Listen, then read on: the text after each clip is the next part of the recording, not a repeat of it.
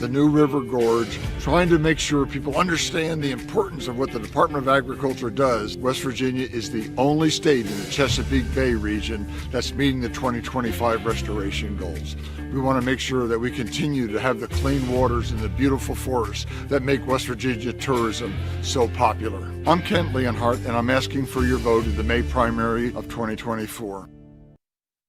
At the Berkeley County Health Department, our motto is prevent, promote, protect. Since 1935, our mission has been to provide clinical and environmental services to protect the health of the general public. We're committed to building public health in our community by offering a wide range of services, including blood pressure screening, breast and cervical screening, family planning, counseling, lab testing, and more. We perform health inspections to make sure the restaurants you visit are clean, and we prepare and coordinate plans to respond to all hazards. The Berkeley County Health Department, 122 Waverly Court, Martinsburg.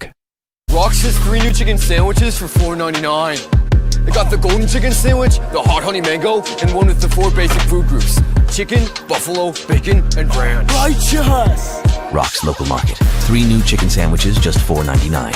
Rox has 3 new chicken sandwiches for $4.99. I'm getting the golden chicken sandwich or the buffalo bacon ranch. Hot honey mango for me.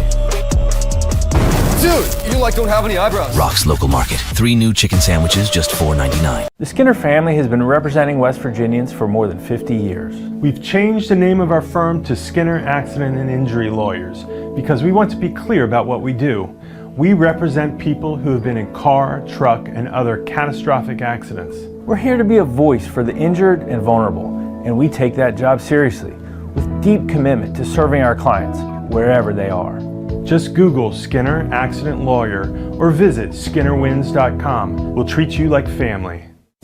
The following sports special is a broadcast presentation of Talk Radio WRNR Martinsburg.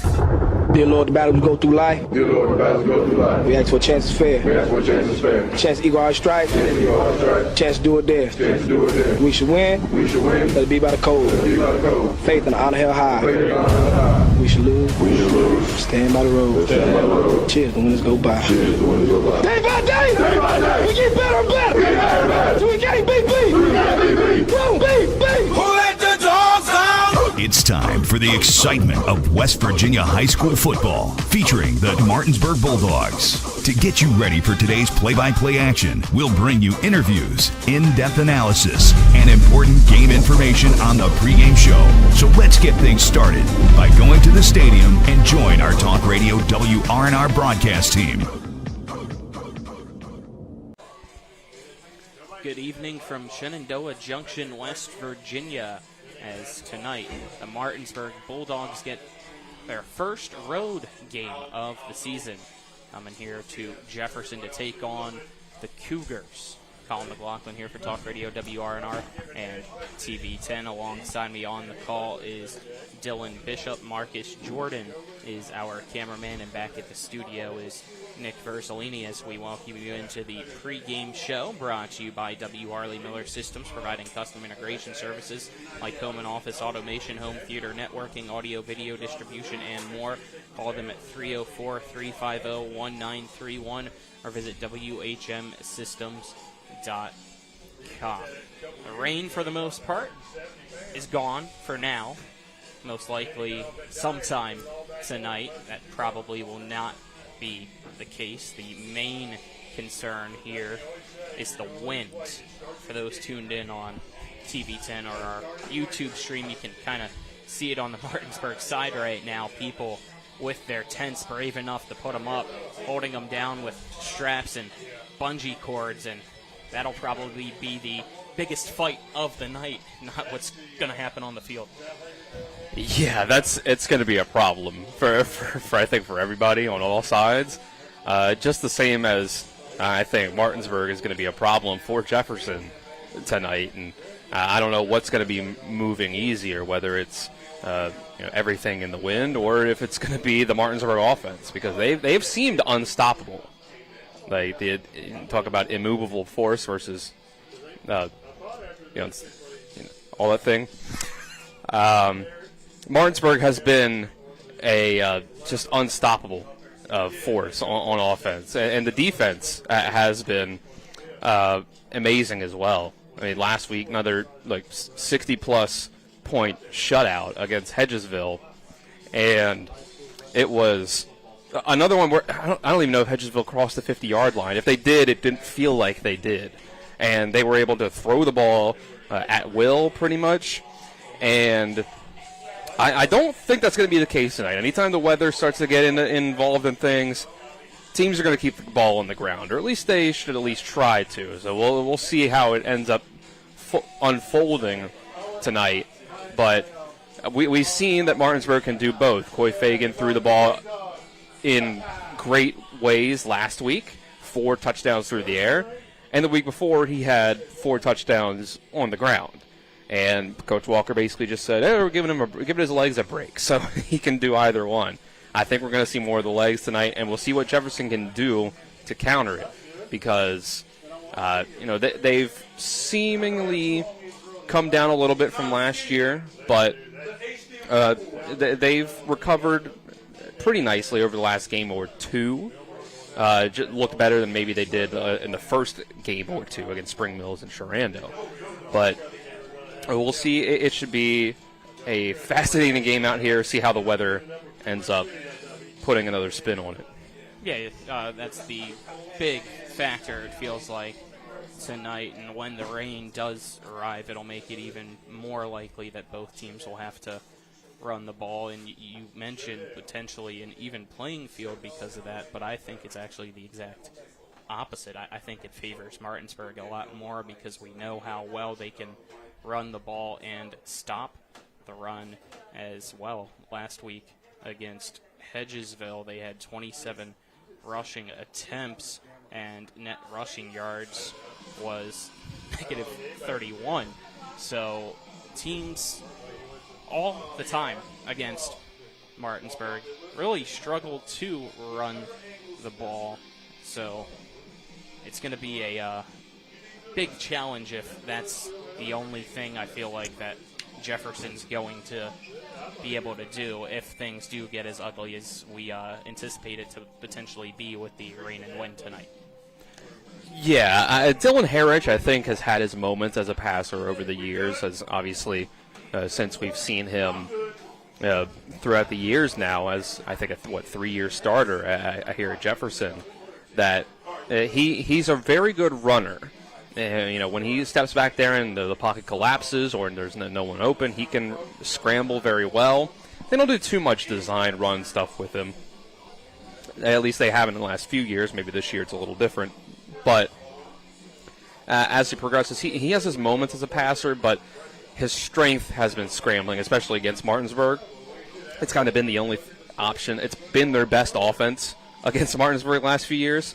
And that's to say that they haven't had a ton of offense in general against Martinsburg. So we'll see how it plays out today with a Martinsburg team who looks even better than last year. It's Martinsburg's big dogs jog their way out of the locker room and onto the field. We'll take our first break here on the W. Harley Miller Systems pre-game show. On the other side of that break, we'll have the check of the area's schedule. You're tuned into West Virginia High School football on Talk Radio WRNR and TV10.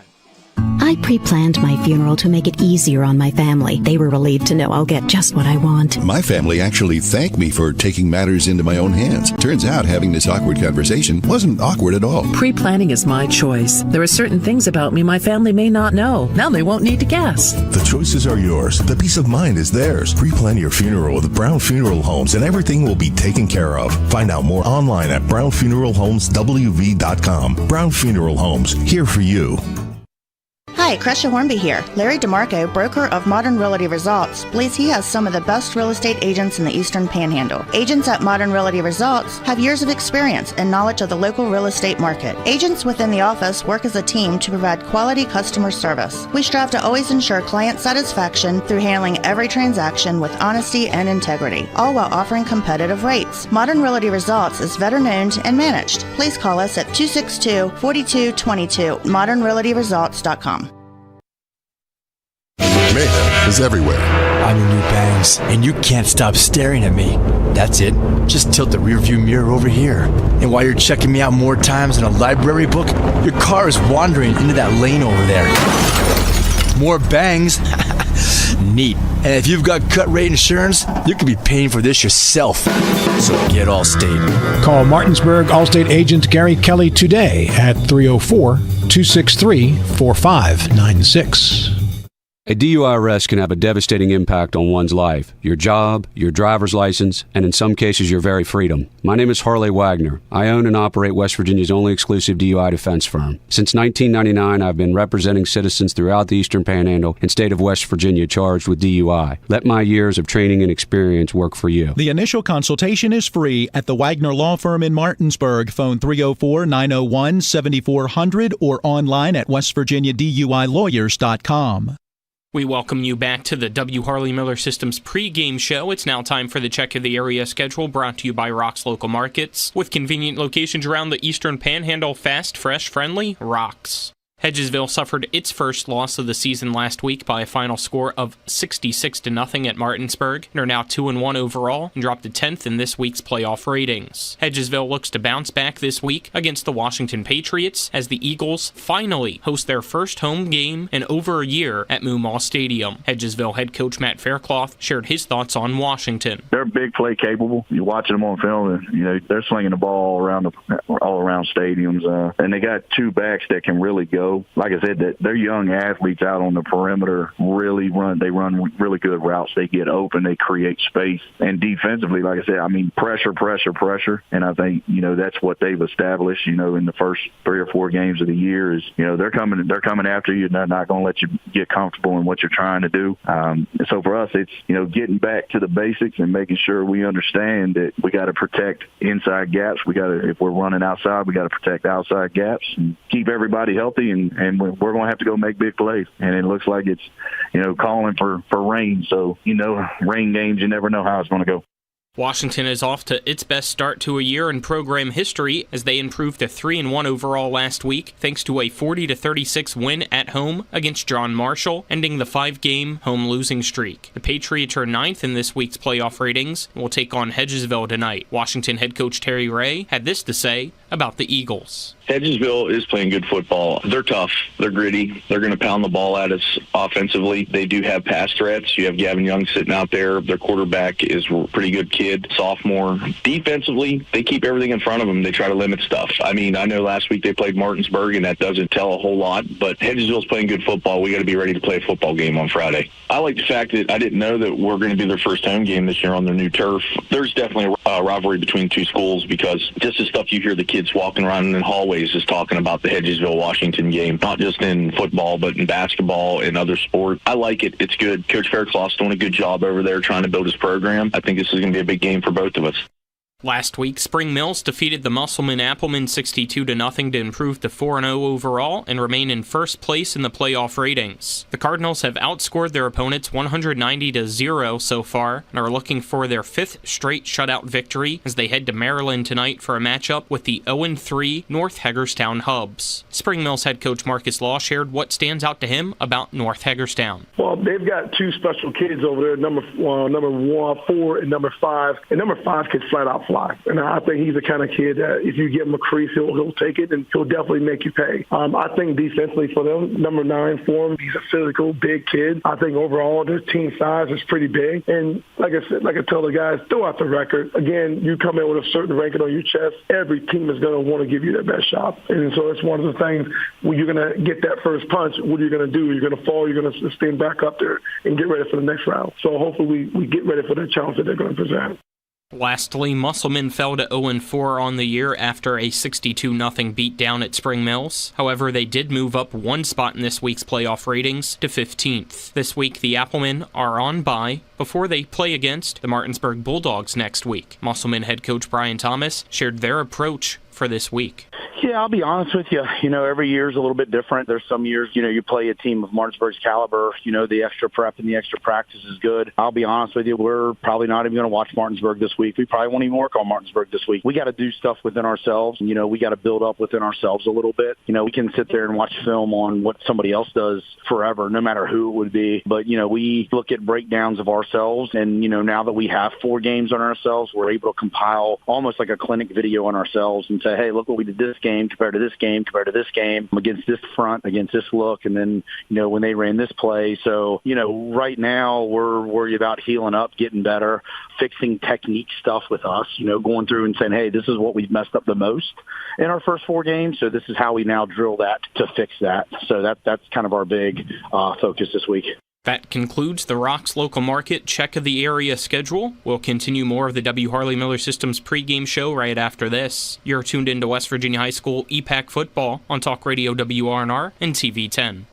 If you or someone you know suffers from the disease of addiction, help is available from the Berkeley County Quick Response Team with peer recovery coaches and support promptly to the homes of those who've recently experienced an overdose. This collective effort towards recovery brings resources and services to the community, including naloxone and treatment options. Call 304-267-1313 or visit the Berkeley County Recovery Resource Center at 800 Emmett Rouse Drive, Martinsburg. The Berkeley County Quick Response Team is funded through a DHHR grant with the Berkeley-Morgan County Health Department. With 4 new car dealerships and 4 used car dealerships in 3 states, Parsons is the largest used car and fastest growing new car dealer in the tri-state area. Take Parsons Ford with huge savings on hundreds of new Fords, financing from 0%, Parsons' goal of financing for all, and Parsons' famous above-market trade-in allowances that help make Parsons #1 for used cars too. See why so many won't buy anywhere but Parsons Ford in Martinsburg. We became #1 by making you #1 first. Parsons. The Palace Lounge in Martinsburg is the place to be. Join us every night to relax and enjoy football or basketball games featuring either the Martinsburg Bulldogs, Shepherd University Rams, or West Virginia Mountaineers. We will have steak night every Wednesday, trip nights every Thursday, and now taco and margarita nights every Tuesday. You can find us on Facebook or call 304-267-7520. The Palace Lounge is located at 1350 Edwin Miller Boulevard in Martinsburg. Mommy, where does flavor come from? Well, when people love food, they cook it on a Traeger grill. Meat, corn, even pie. And then the Traeger does the rest, which brings everyone to celebrate this beautiful thing that they've created. Because when you share delicious food with your friends, that's the flavor of life. Shop now and save at Orsini's today. To the W. Harley Miller Systems pregame show here on Talk Radio WRNR and TV 10, as we are about 45 minutes away from kickoff between the Martinsburg Bulldogs and the Jefferson Cougars. Jefferson comes in to the game 2-1 overall after a slow start, being shut out in a 50-0 loss against Spring Mills, followed by a 42-14 loss to Sharando. It almost looked like it was going to be a disaster of a start for Jefferson, knowing what was ahead on their schedule, but they were able to find the offense and still have the number of Spring Valley. Went on the road on a Saturday and got a 45-31 win against the Timberwolves to put themselves at 1-2 and avoid what most likely would have been a 0-4 start. Right. So that was a good bounce back. If you want to call it a get-right game, you can, but allowing 31 points still not ideal situation for your defense. But Spring Valley is kind of known over the last couple of years of being a team that gets into these sort of shootouts. So it's not like they were playing a team that never scores any points. But, I mean, after week 1, you might have thought, oh, wow, things look really bleak for Jefferson, losing 50-0 to Spring Mills. But Spring Mills has started to do that to everybody at this point so far in the season. Again, through 4 games, haven't allowed a point to anybody. The loss to Sharando, I think, was probably a big disappointment considering, even though last year's game went to overtime, you didn't get to win in that one. But you would have liked to have seen that improvement year over year, which, it's always tough to keep improving year over year, even if you have good coaching, just because, guys naturally will graduate. You lose a guy like Keyshawn Robinson, and, obviously it's going to be hard to replace that kind of talent. So I still think that they have a lot of good pieces on this team. Tayshawn Roper at running back, Dylan Harridge at quarterback, I think it is a pretty dynamic duo overall. I think they're going to beat a good bit of the teams on the rest of their schedule. I think it was just a little bit of a tough start for them. I would still put them in that tier. I want to call it a tier of their own, because I think if you put Martinsburg and Spring Mills on tier 1 in the EPAC, I still look at Jefferson as being above the other three. Now we'll see what happens when those games play out for the rest of the season, because it's next week that Jefferson goes to Hedgesville, and then they end the season with Washington, and you've got Musselman on October 25th. So we'll see how those play out, but I would still be surprised if Jefferson lost to any three of those teams. And then the rest of their schedule works out pretty well for them: South Hagerstown, Millbrook, and Clarksburg. So I think that they'll end the season with a good record. It's just I think some of their toughest games were stacked at the beginning of the year here. So a 1-3 start, I think, is going to turn around as the end of the season comes. Yeah, they have tremendous athletes. You mentioned two of the main ones in Tayshawn Roper at running back, Dylan Harrich at quarterback, a guy that's now in his third year as the starter. His first game ever as a starter was 2 seasons ago right here against Martinsburg. So he's familiar with this situation. You'll hear here in a few minutes from Coach Hunter about how much he's really matured and the game's really slowed down for him because of the experience he has and the athletes around him with Roper, Tony Allen Jr., along with Mar Wallace, Jackson Rockwell, and Ricardo Lewis in the starting lineup, can compete. Actually, when I talked with Coach Walker of Martinsburg about this matchup, he mentioned the fact that even though it was 7-on-7 football over the summer, Jefferson beat Martinsburg.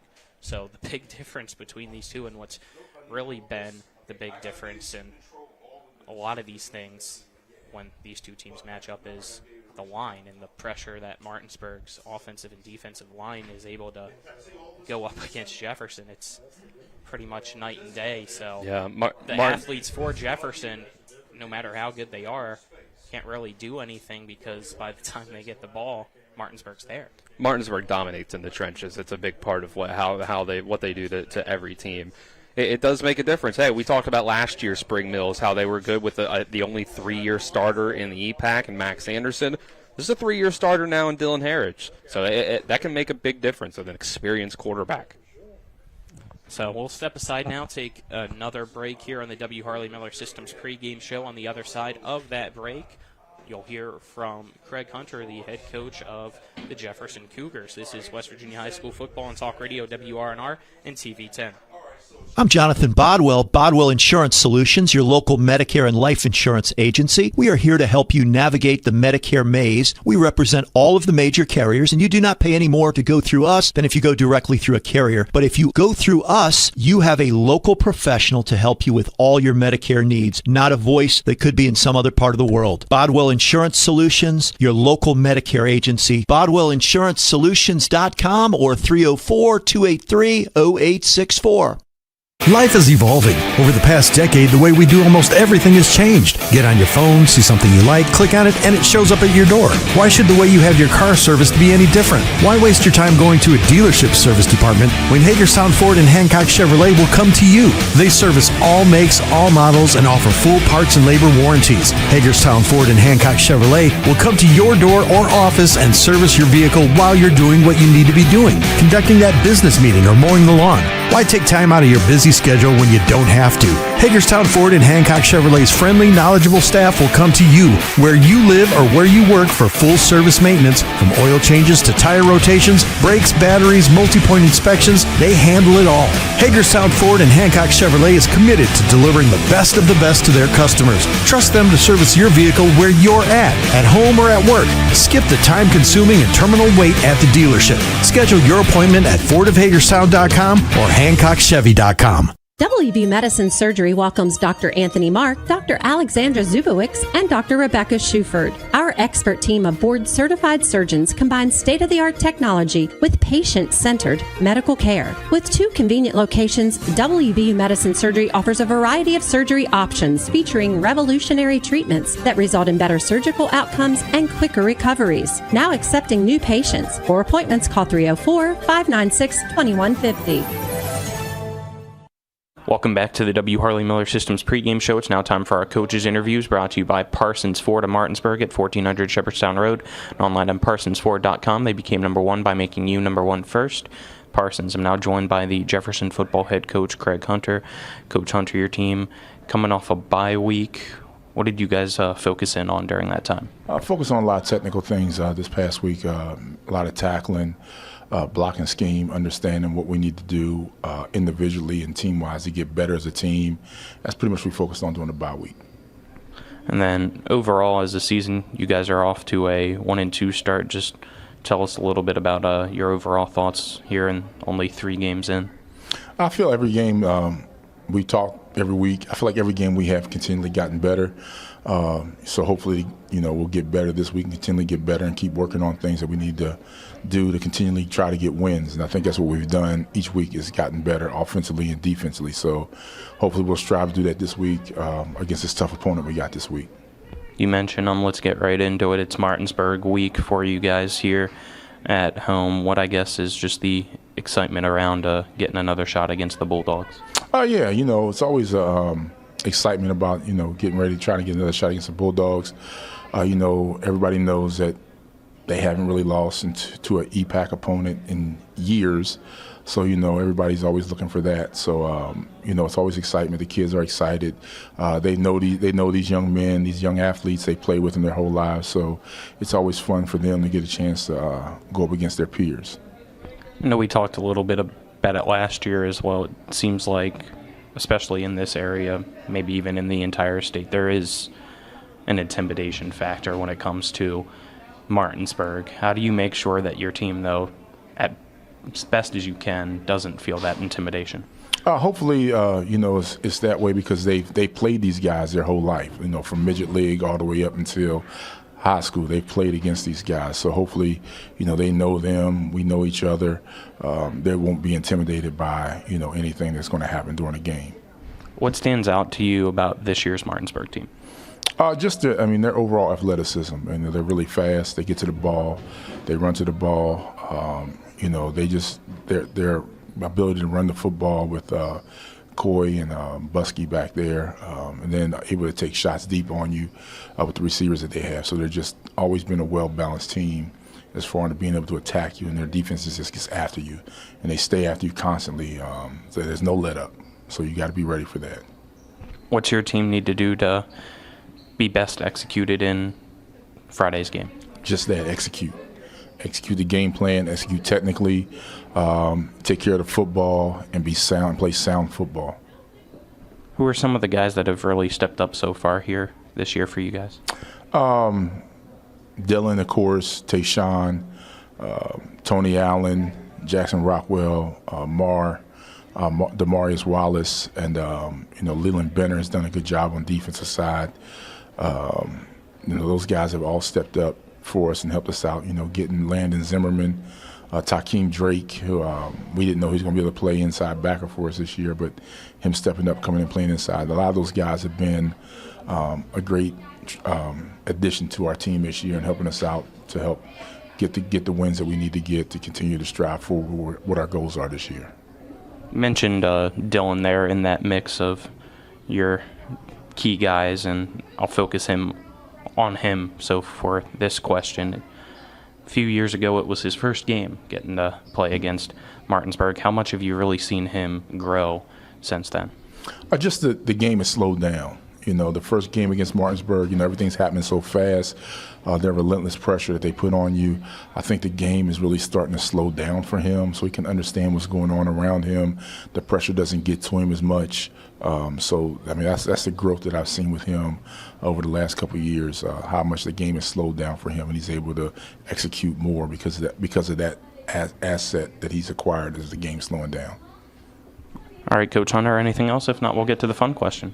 I'm good. That's good. All right, fun question for this week. You're stranded on a deserted island. You have all the essentials, food, water, clothes, but what is the one thing that you want to bring to just get you by there while you're deserted? I don't even know. If I have all the essentials, I don't even know. Because if I ask for,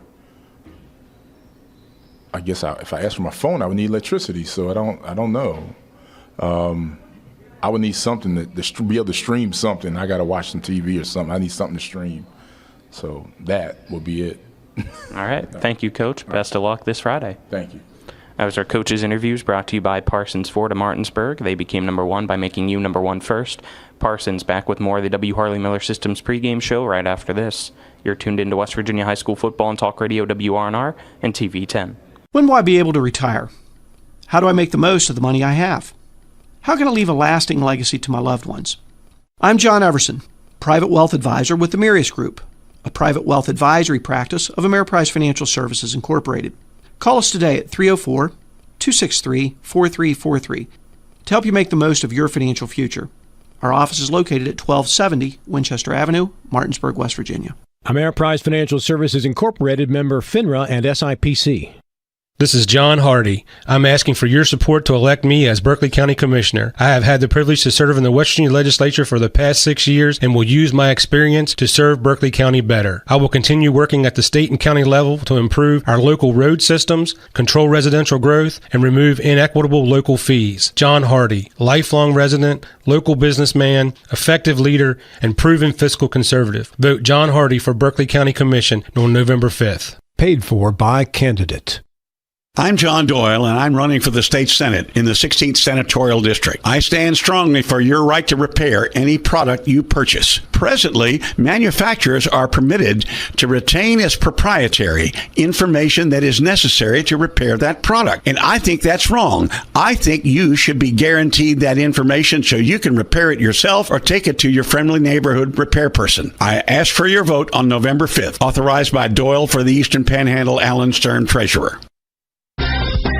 Hey, it's Cody from Cody's Auto Body. You're a potty mouth. But we do a really great job fixing cars after an accident. I know, but you're still a potty mouth. I'm possibly the best friend you could ever have. You are, but potty mouth. If you need your car repaired, come to Cody's Auto Body, located at 851 Wilson Street in Martinsburg. Because that's Cody's with a T for f***ing trust. See? Potty mouth. Leave me alone. Welcome back to the W. Harley Miller Systems pregame show. About half an hour away now from kickoff between the undefeated Martinsburg Bulldogs and the 1-2 Jefferson Cougars. Just talked about Jefferson. We'll now focus on Martinsburg and what more can be said there. Same old Martinsburg, 4-0. Have dominated every team they've faced. You hear us talk about Spring Bells if you tune into the sports mix about how they've shut out everybody. Martinsburg's pretty close to that as well. They've only given up 15 points in the 4 games they've played, and all 15 of them came from, at the time, the number 2 team in the state, the Huntington Highlanders. So this team is arguably the best in the state, probably the best in the state, and it's not even close. Right, when you put that context together of saying you've played Huntington and, a couple other games and have only given up 15 points on the season, that's pretty incredible. The defense has been great on pretty much all levels. Mostly the front 7 has been great at rallying to the ball, but the corners, the secondary has done its fair share, and it hasn't been a weak spot, if anything. But I think what really stood out from last week is that Martinsburg said, we're going to give Coy Fagan's legs a rest, and they went out and scored 66 points. Now, obviously, that wasn't all the starters, but it was Coy Fagan only having 1 carry for a 2-yard touchdown and him throwing for 4 touchdowns and nearly 300 yards in, whatever 2.5 quarters that it ended up being that he played. So they have the weapons. They have the offensive line to give Fagan time to throw.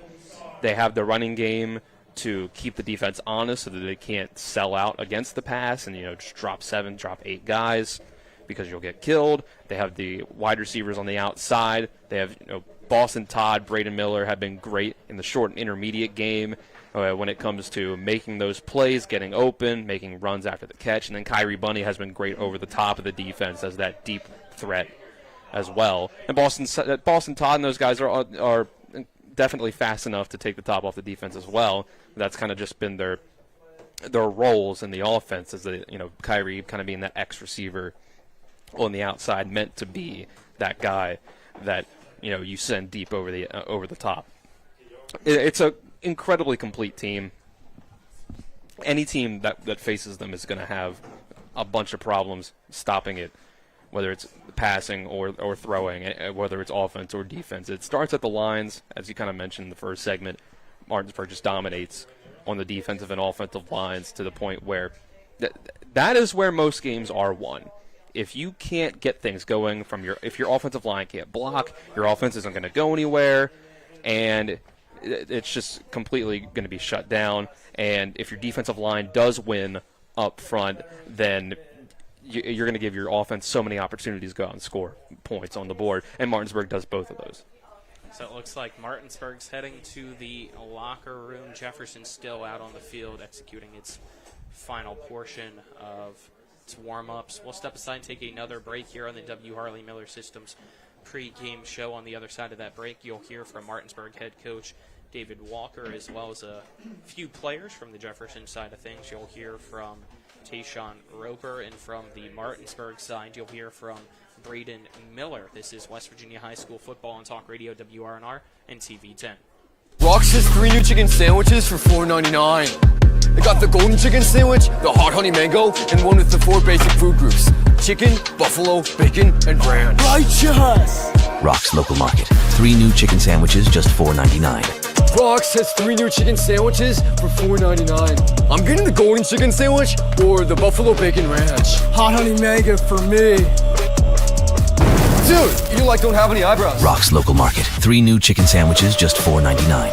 After a car accident, what do you get when you call Mansion Ferretti? You get more experience from a local law firm with over 115 years of combined service. More respect from a team who treats clients like their own family. And more fight, because we want you to get every dollar you deserve. Experience, respect, results. If you've been injured, that's what you want in your lawyer. And that's what you'll get when you call us. Car accident? Get more with Mansion Ferretti. 304-264-8505. My kids, you know I want the best for you, don't you? We need to have a conversation. End-of-life planning is no one's favorite discussion, but the relief of having everything in place when the hour of need arrives is a gift. Give it to your family. Plan ahead with us. Brown Funeral Homes, a leading provider of cremations, invites you to explore the many flexible options of cremation. From environmental considerations to the benefit of greatly reduced cost, it may be the perfect answer for your family. Online at brownfuneralhomeswv.com. Brown Funeral Homes, here for you. Hi, this is Dirk Stansberry for County Commissioner. Vote for integrity, experience, and service for Berkeley County Commission. I have been a practicing civil engineer working with and in the county for 35 years. I served my community working with youth sports and an active member of my church. I am dedicated to a safe community for our youth, the elderly, and a place where small businesses can thrive. Check me out at www.dirkforburke.com. Paid for by the candidate. Welcome back to the W. Harley Miller Systems pregame show. It's now time for our coaches' interviews, brought to you by Parsons Ford of Martinsburg at 1400 Shepherdstown Road and online at parsonsford.com. They became number 1 by making you number 1 first. Parsons. So I'm now joined by the head coach of Martinsburg football, Dave Walker, as well as the juice man, Sharif Williams. Reef, homecoming last week. You have a lot of fun? Oh, yes. I loved it. 66-0 win against Hedgesville to open up conference play for you guys. Coach Walker, just give me your overall thoughts about how that game went. I mean, I was pleased with our effort. I thought we were clicking pretty much in all 3 phases of the game. Did some really good things in all 3 phases, and you got to be pleased with the lopsided score.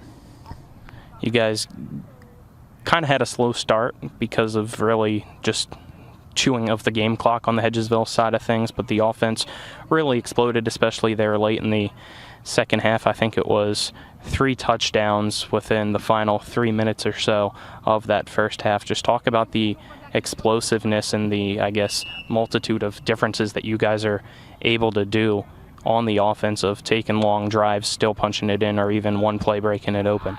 Well, I mean, I thought Hedgesville did a pretty good job with their game plan. A lot of teams try to do that to us. They want to try to, snap the ball with just a few seconds left on the play clock, trying to keep the ball away from us. But I knew once we settled in and then were able to take advantage of some things, and then we ended up getting some big special teams plays there and got the ball back, and it was able to score, kind of put it out of reach. But I was just pleased with the way that we came up with some big plays. We had decent drives, and I thought we settled in and played pretty well.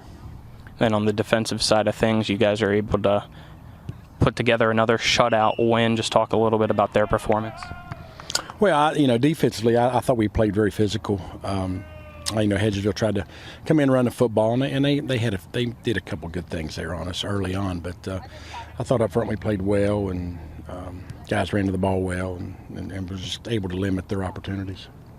Special teams was a big factor as well in the game, especially when it came to kicking the ball. You guys were able to recover a few onsides and short kicks. Just talk about that being a added threat that really seems like shines here within this program year in and year out.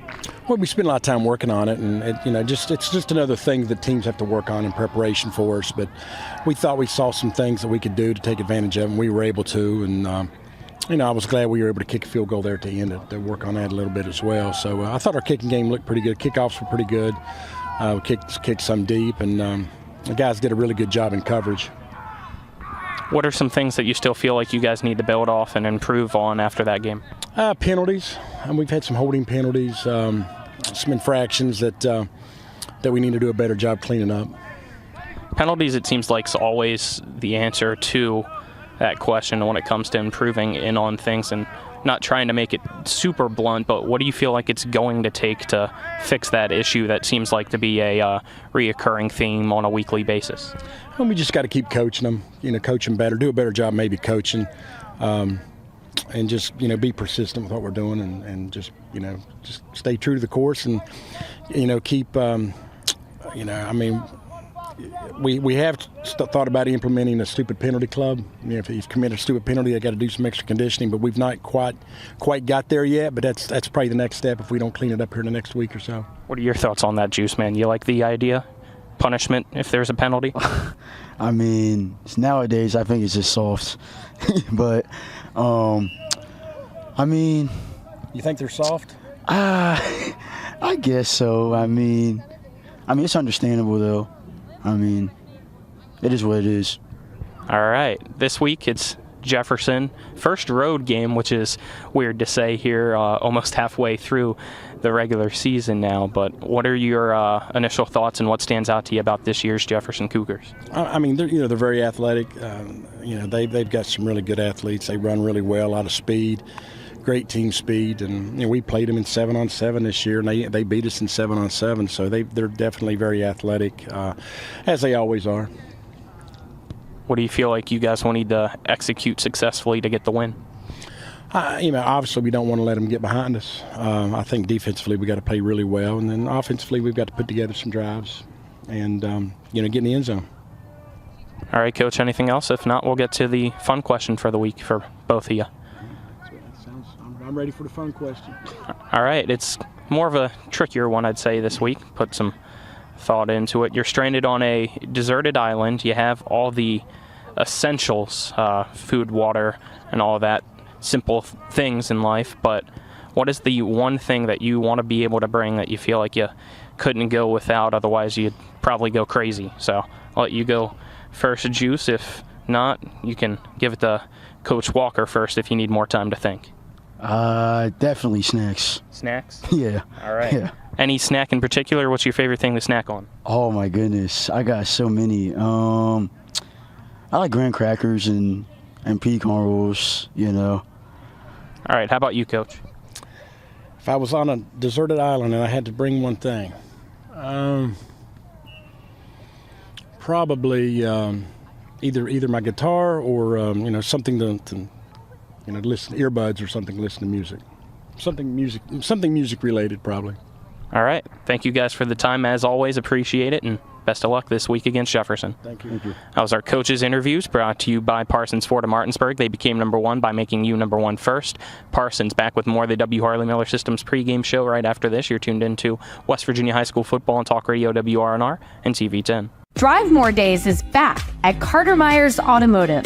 And this year, we'll keep you rolling with a $1,000 gas card. Visit any of our locations to take a test drive, and we'll enter you into a drawing to win a $1,000 gas card. With that kind of money, fill up at the pump for the rest of the year, completely on us. Stop in during Drive More Days for your chance to win a $1,000 gas card. Only at Carter Myers Automotive. Owners just care more. Tomorrow's success begins with today's preparation. Give your child a pathway to flourish and thrive with a well-rounded education. Enrollment is now open at the Classical Christian Academy in Martinsburg. Visit tcca.life/information. Tomorrow's success begins with today's preparation. Give your child a pathway to flourish and thrive with a well-rounded education. Enrollment is now open at the Classical Christian Academy in Martinsburg. Visit tcca.life/information. Mayhem is everywhere. I'm your new bangs, and you can't stop staring at me. That's it. Just tilt the rearview mirror over here. And while you're checking me out more times than a library book, your car is wandering into that lane over there. More bangs? Neat. And if you've got cut rate insurance, you could be paying for this yourself. So get Allstate. Call Martinsburg Allstate agent Gary Kelly today at 304-263-4596. I'm Kent Leonhardt, your Commissioner of Agriculture for the great state of West Virginia, and I'm here at the New River Gorge trying to make sure people understand the importance of what the Department of Agriculture does. West Virginia is the only state in the Chesapeake Bay region that's meeting the 2025 restoration goals. We want to make sure that we continue to have the clean waters and the beautiful forests that make West Virginia tourism so popular. I'm Kent Leonhardt, and I'm asking for your vote at the May primary of 2024. Welcome back to the W. Harley Miller Systems pregame show. It's now time for our player interviews brought to you by the Marius Group and Ameriprise Financial Advisors John Everson and Phil McCoy. Give them a call today at 304-263-4343 or stop in at 1270 Winchester Avenue in Martinsburg. Now joined by Braden Miller of Martinsburg, wide receiver, safety, return man as well. Been a fantastic season for you and the team. Just give me your thoughts about how it's been so far. Yeah, it's been great. Love the team, love everything about it. Still love the defense especially. It's been going well, and I'm excited for further on. You've really broken out here, especially in the return game. Just tell us a little bit about that first, what you kind of do to really be such a threat in that area of the game. Yeah, I use my vision, and I'm not the fastest guy, but I have a quick step, so I use that to my advantage, try and find the scheme and the open holes and just hit it as hard as I can and just get upfield. You mentioned your vision, and that's something even from up above that I've clearly seen that you have a strength in. Is that something that just came naturally to you, or do you feel like that's something that maybe you had to learn over time just from studying film? Yeah, I think some of it came naturally, then a lot of it came from, as you said, film study, prepping, looking how the team swarms to the ball, and how our guys block, and just studying that as film. And then some of it came naturally, but then a lot of it's knowing the game and how the special teams like to swarm to the ball. This week you guys take on Jefferson. What have you seen from them so far in the film that you've gotten to watch? They're very athletic. They're a very talented group. They're fast. They're really fast. Special teams, like I look at on film, they get to the ball quick. They have a good kicker. And then offensively, they have a few wideouts, a good running back, good quarterback. I think they're overall a good team. What do you feel like you guys need to do to get the win? I think limit the explosive plays. They're very fast, and not have them have any momentum at all. So limit the explosive plays, stay dominant on offense, stay disciplined, and just play all four quarters. All right, Braden, appreciate the time. Thank you. Yes, sir. Thank you. Welcome back to our player interviews, as I'm now joined by Jefferson's Tayshawn Roper, running back and quarterback. Tayshawn, it's Martinsburg week. What's the energy been like for you guys so far this practice? Energy's been going good. Coming off a win from Spring Valley, going into the bye week, getting prepared, and energy's been going well going to the game Friday. It's Martinsburg. What have you guys seen so far off the film from them? They're a real run-heavy team. If you don't stop the run, then they're just going to keep going at it. They like to pass. They like to get their guys out in space, but they're really a downhill team, and you got to stop that first. It's your senior year. What are some of the goals that you have in place for you as your final year?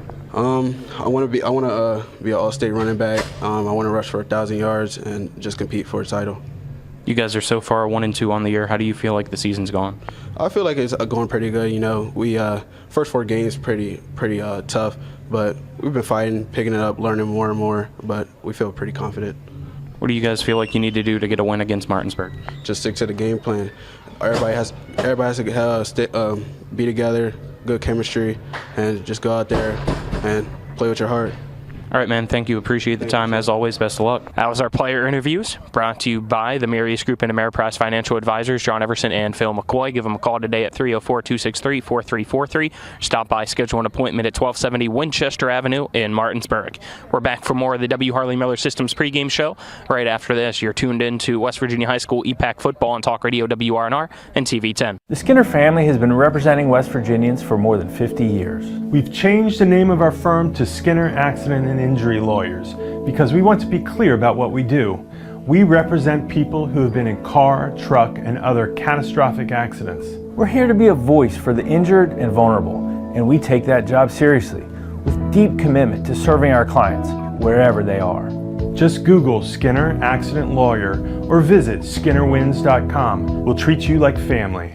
I'm Lucia Valentine. I love our community. I'm running to be your delegate in District 97. A vote for Lucia Valentine is a vote to make West Virginia a great place to raise a family. We need responsible growth that protects our way of life. I will work with fellow legislators to pass locality pay, address our growing infrastructure needs, strengthen our public education, and work to make childcare accessible and affordable. I worked in a bipartisan way to pass the PFAS Protection Act, which ensured safe drinking water. I'm ready to get to work for you. Vote Lucia Valentine. Paid for by Valentine for WV.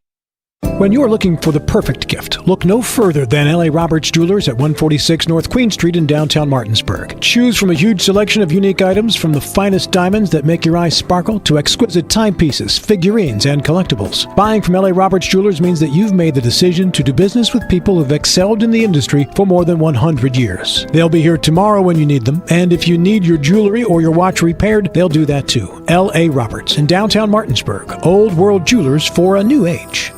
This is John Hardy. I'm asking for your support to elect me as Berkeley County Commissioner. I have had the privilege to serve in the West Virginia Legislature for the past 6 years and will use my experience to serve Berkeley County better. I will continue working at the state and county level to improve our local road systems, control residential growth, and remove inequitable local fees. John Hardy, lifelong resident, local businessman, effective leader, and proven fiscal conservative. Vote John Hardy for Berkeley County Commission on November 5th. Paid for by candidate.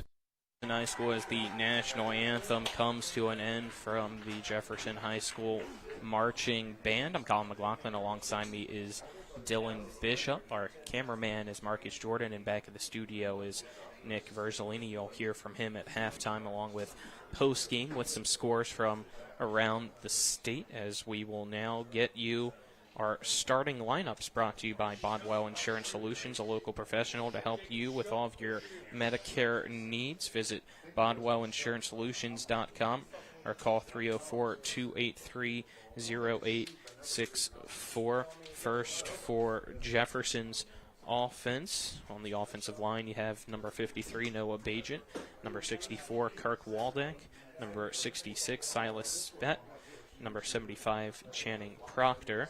Your wide receivers, number 2, Tony Allen Jr., number 3, Maura Wallace, number 4, Jackson Rockwell, and number 13, Ricardo Lewis. At running backs, it's number 6, Tayshawn Roper, and number 10, Dylan Harrich. For Jefferson, defensively on the line, you have number 0, Jalen Allen, number 53, Noah Bajent, number 66, Silas Spett, number 67, Jonas Weiser. Linebackers are number 7, Landon Zimmerman, number 11, Brady Roberts, number 30, Leland Benner.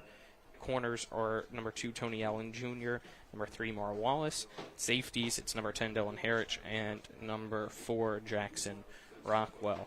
For Martinsburg, offensively at left tackle, it's number 54, Peyton Kaufman. Left guard, number 79, Brady Breeden. Center, it's number 63, Cade Marshall. Right guard's number 56, Xavier Pollard. Number 58, Jordan Kovacs is the right tackle. Wide receivers are number 31, Braden Miller, number 2, Boston Todd, number 0, Kyrie Bunny, and number 4, Izzy Martinez. Running backs, number 5, Nick Buskey. The starting quarterback for the Martinsburg Bulldogs is number 3, Coy Fegan. Defensively up front, you have number 15, Frankie Arias, number 56, Xavier Pollard, number 54, Peyton Kaufman. Linebackers are number 12, Ty Ricketts, number 5, Nick Buskey, number 9, Ace Flores, and number 10, Brian Dick. Corners are number 20, Kingston McDonald Gibson, and number 22, Mason Wally. At safety, it's number 31, Braden Miller, and number 3, Coy Fegan. That's your Bodwell Insurance Solutions starting lineups. It's now time for the keys to the game, brought to you by WVU Medicine, Berkeley, and Jefferson Medical Centers, leading healthcare here and everywhere. For Jefferson, I think the key for them is going to be up front. I'm going to say specifically the offensive line. Both lines are going to be very important for them, but offensive line, can you give Dylan Harridge time to throw? Can you open up lanes for Tayshawn Roper at running back? If you can give Harridge time to throw and get those passes off, or make it to where it's easier for him to scramble, then the Jefferson offense might be able to get somewhere, but it's going to start up front. It's going to be tough. The front seven of Martinsburg has been pretty much lights out this entire season. So if you can give your quarterback time to throw, running backs a lane to run through, you've got yourself a chance. For Martinsburg, it's penalties. Don't join the stupid penalty club tonight. There you go. Let's now get our intro of game officials. Brought to you by Panhandle Dumpsters. Sign up with Panhandle today at panhandledumpsters.com. Use promo code APPLE to get your first month free. Again, use promo code APPLE. Referee tonight is Jacob Shook. Umpire is Jess Dursig. Line judge Brian Costello. Linesman James Watts. Field judge is Tyler Walters. And side judge is Steve Banks. Martinsburg's already out onto the field. They got the black helmets, brand new white jerseys with black numbers outlined in orange, white pants with a black stripe down the side. Jefferson, we're still waiting to come out of the locker room, so we will step aside, take our final break of the W. Harley Miller Systems pregame show. On the other side of that break, we'll have opening kickoff between Martinsburg and Jefferson. You're tuned in to West Virginia High School Football on Talk Radio WRNR and CV10.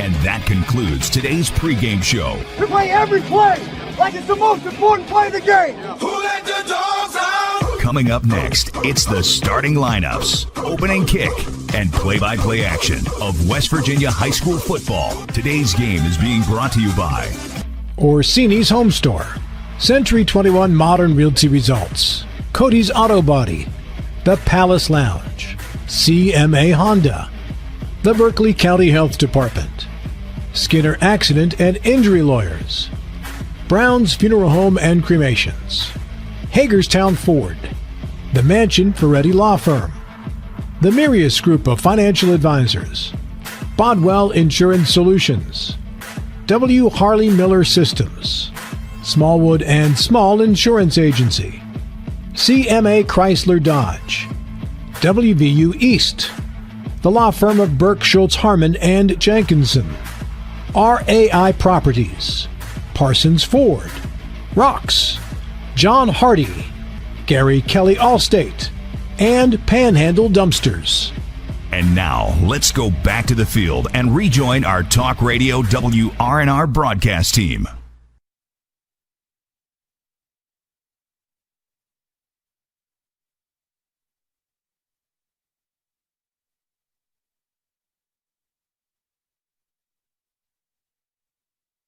The Palace Lounge in Martinsburg is the place to be. Join us every night to relax and enjoy football or basketball games featuring either the Martinsburg Bulldogs, Shepherd University Rams, or West Virginia Mountaineers. We will have steak night every Wednesday, shrimp nights every Thursday, and now taco and margarita nights every Tuesday. You can find us on Facebook or call 304-267-7520. The Palace Lounge is located at 1350 Edwin Miller Boulevard in Martinsburg. And that concludes today's pregame show. My kids, you know I want the best for you, don't you? We need to have a conversation. End-of-life planning is no one's favorite discussion, but the relief of having everything in place when the hour of need arrives is a gift. Give it to your family. Plan ahead with us. Brown Funeral Homes, a leading provider of cremations, invites you to explore the many flexible options of cremation. From environmental considerations to the benefit of greatly reduced cost, it may be the perfect answer for your family. Online at brownfuneralhomeswv.com. Brown Funeral Homes, here for you. In Martinsburg, as both teams head to their sideline for one final moment of preparation before we begin tonight's contest between the undefeated Martinsburg Bulldogs and the Jefferson Cougars. Jefferson, the all-maroon jerseys today. Maroon helmet with the Cougar script on the side outlined in that gold. Gold numbers outlined in white on the front and back of the jerseys, and the maroon pants. Looks like it will be Martinsburg to kick off to Jefferson as Sam Collins makes his way out to kick off for the Bulldogs. Back to return, it looks like for Jefferson you have Tayshawn Roper and Mar Wallace. As Collins gets the ball from the official. Puts the ball on the tee here at the 40-yard line. See if that ball can hold up, as it is a very, very windy day here in Shenandoah Junction. It has not let up. The rain, though, right now, not here, as Collins' kick is up. And right as he kicks it off, whistles blow, and a flag is thrown as we have a false start called against Martinsburg. So, does that count as the stupid penalty club, I wonder? I guess it can. I mean, procedural penalty like that, all you got to do is not run out in front of the kicker. So that'll back up the opening kickoff to the 35-yard line, which shouldn't be a problem anyway for Collins, as that kick from the 40 clearly went out of the back of the end zone because of how much wind there is here. So 5-yard difference I don't think will be much of a difference. So Collins retraces his steps here and will kick off again. It's a low line drive that's going to roll into the back of the end zone for a touchback. So Jefferson will begin at the 20-yard line here in quarter number one as Dylan Herrick leads out the Cougar offense. So first and 10, ball at the 20-yard line. So Jefferson gets the first crack at it. See what they can do against this incredibly stout Martinsburg defense. So it looks like Herrick will be in shotgun formation with Roper at running back to his right. He'll have two receivers to each side of him as well for the first and 10. Martinsburg stacking the box here as a man in motion from left to right being Rockwell. Herrick takes the snap, drops back the pass, fires a pass that is almost intercepted but caught by Tony Allen Jr., and he'll have enough for a Jefferson first down off the 11-yard completion. Man, that was a rocket by Herrick. It got in there. I don't know how he got that off and on target with the pressure in his face. I think if he throws that anywhere else, that it might have even been an interception, let alone incompletion. Great catch as well. So first and 10 at the 31 now. Man in motion from right to left this time as Herrick will hand it off to Roper, and he drops the ball, but he'll fall on top of it right before Martinsburg's attempt can do so, as Peyton Kaufman was also right there. A loss on the play will bring up second down and 12. Just a fumbled exchange. Got to keep the ball. That's important. It's not even raining yet. See if that comes into play later on. Martinsburg's known to force turnovers, 12 total already this year, 9 of those being fumbles. Second and 12, it's a pass that goes in and out of the hands of Rockwell, just shy of the 35-yard line. It'll fall incomplete to make it third down and 12 now. Ball at the 29-yard line with 10:55 left in the opening quarter.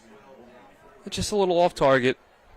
It hits the receiver in the hands, but you got to put that ball in a little bit of a better spot for your receiver. So 3rd and long for Jefferson. It's Martinsburg's defense trying to force the punt team to come out here at the start. Herrick shotgun formation again. Roper to his right, 2 receivers to each side. Herrick drops back. The pass looks to the near side. It's low, but it looks like Wallace was able to catch it at the 35-yard line. So that'll make it now a 4th and 6. But the punt team still going to come out for Jefferson here with 10:35 left and the clock winding down in the first quarter. I guess he had to get that one off quick. That's what the Martinsburg defensive line can do, is speed you up. Had to make him throw it short of the sticks. So Takeem Drake out to punt for Jefferson. Back to return for Martinsburg's Braden Miller and Coy Fegan. Snap back to Drake. Punts is a high spiraling kick to the near side that's going to bounce out of bounds around the 25-yard line. Actually, it's going to be marked off at the 30-yard line of Martinsburg, so that's where the Bulldog offense will take over with 10-11 left in the first quarter, still scoreless between Martinsburg and Jefferson. That fumbled exchange really set them back. They had a couple of positive plays on that drive, but also to note, that's the only time they tried to run that short drive. It's true. As now Coy Fegan and the Martinsburg offense out.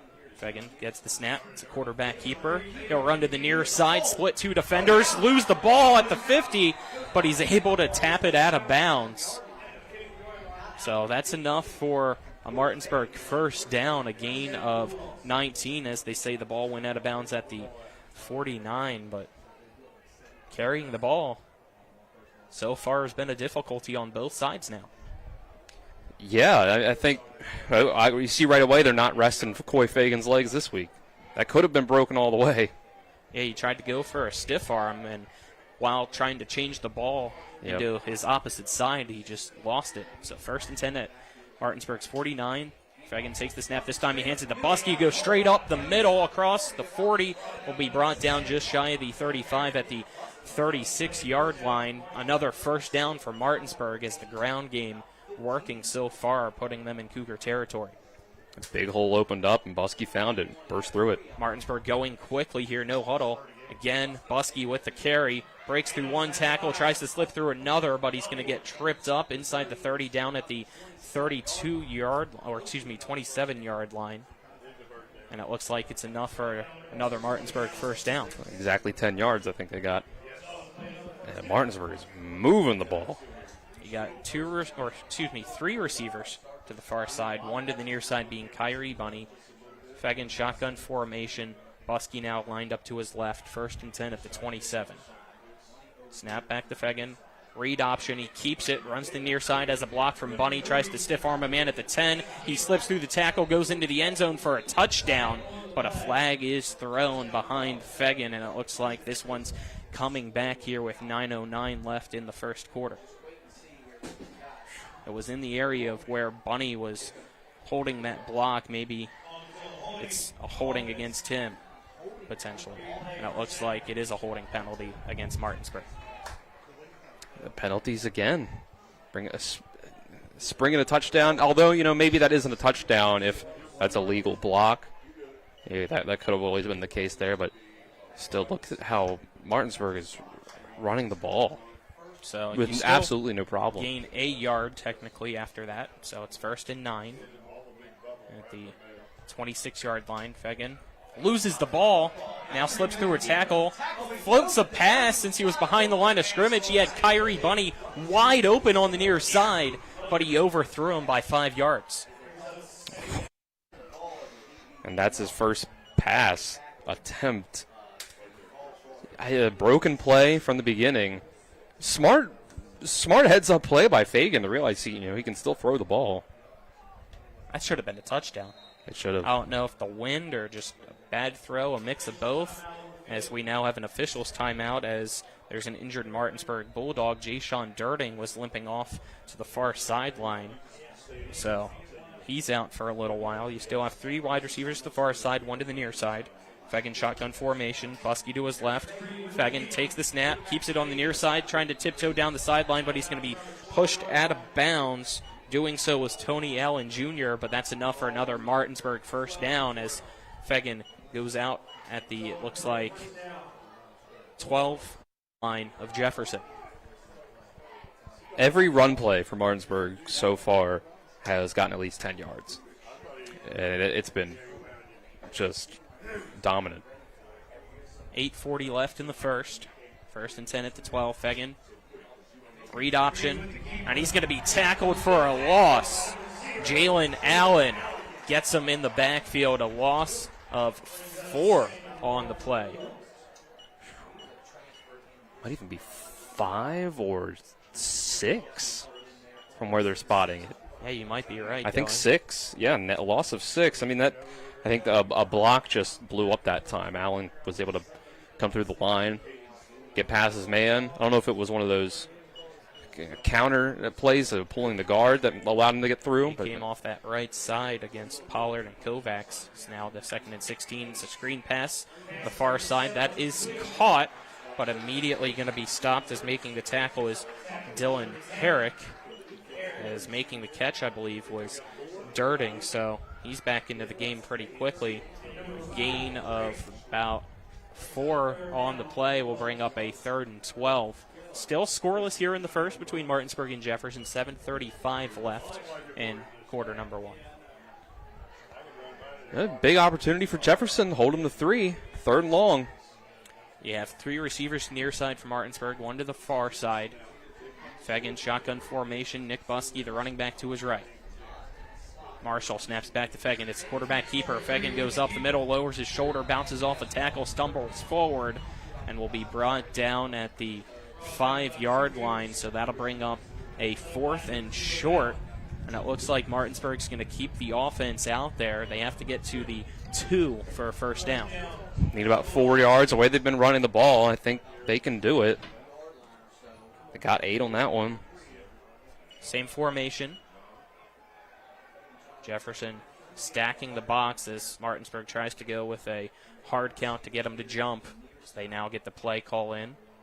Fagan puts his mouthpiece in. Gets the snap. Follows Buskey. And he's going to be stopped right at the line of scrimmage. Jefferson holds strong and forces a turnover on downs here with 6:31 left in the first. Really impressive stop, especially with Fagan throwing the ball or running the ball. He had gains of 19, 14, and 8 just on that drive, and they hold him just a yard. When you get that extra blocker with the running back in there, it makes it tough to stop the QB run, especially with a runner as talented as Fagan, and they were able to do it. It's 1st and 10 now for Jefferson. Ball at its 5-yard line. I feel like that's the first time Martinsburg's been stopped inside of the red zone in general. Maybe, inside the 10 at the very least.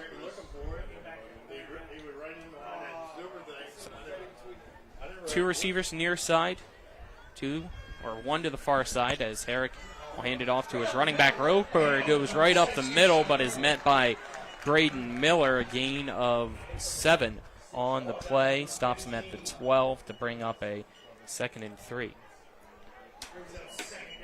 Jefferson's a feisty bunch. Very athletic, talented team. Yeah, Roper had some speed there as seemingly looked like to me that Braden Miller might have possibly had a touchdown-saving tackle there. Possibly. They go back to Roper. Roper tries to juke past one man, wrapped up by Frankie Urias, but he's able to lower his shoulder, gain a few yards after contact, and pick up enough for a first down as he gets to the 19-yard line. So first down, Cougars.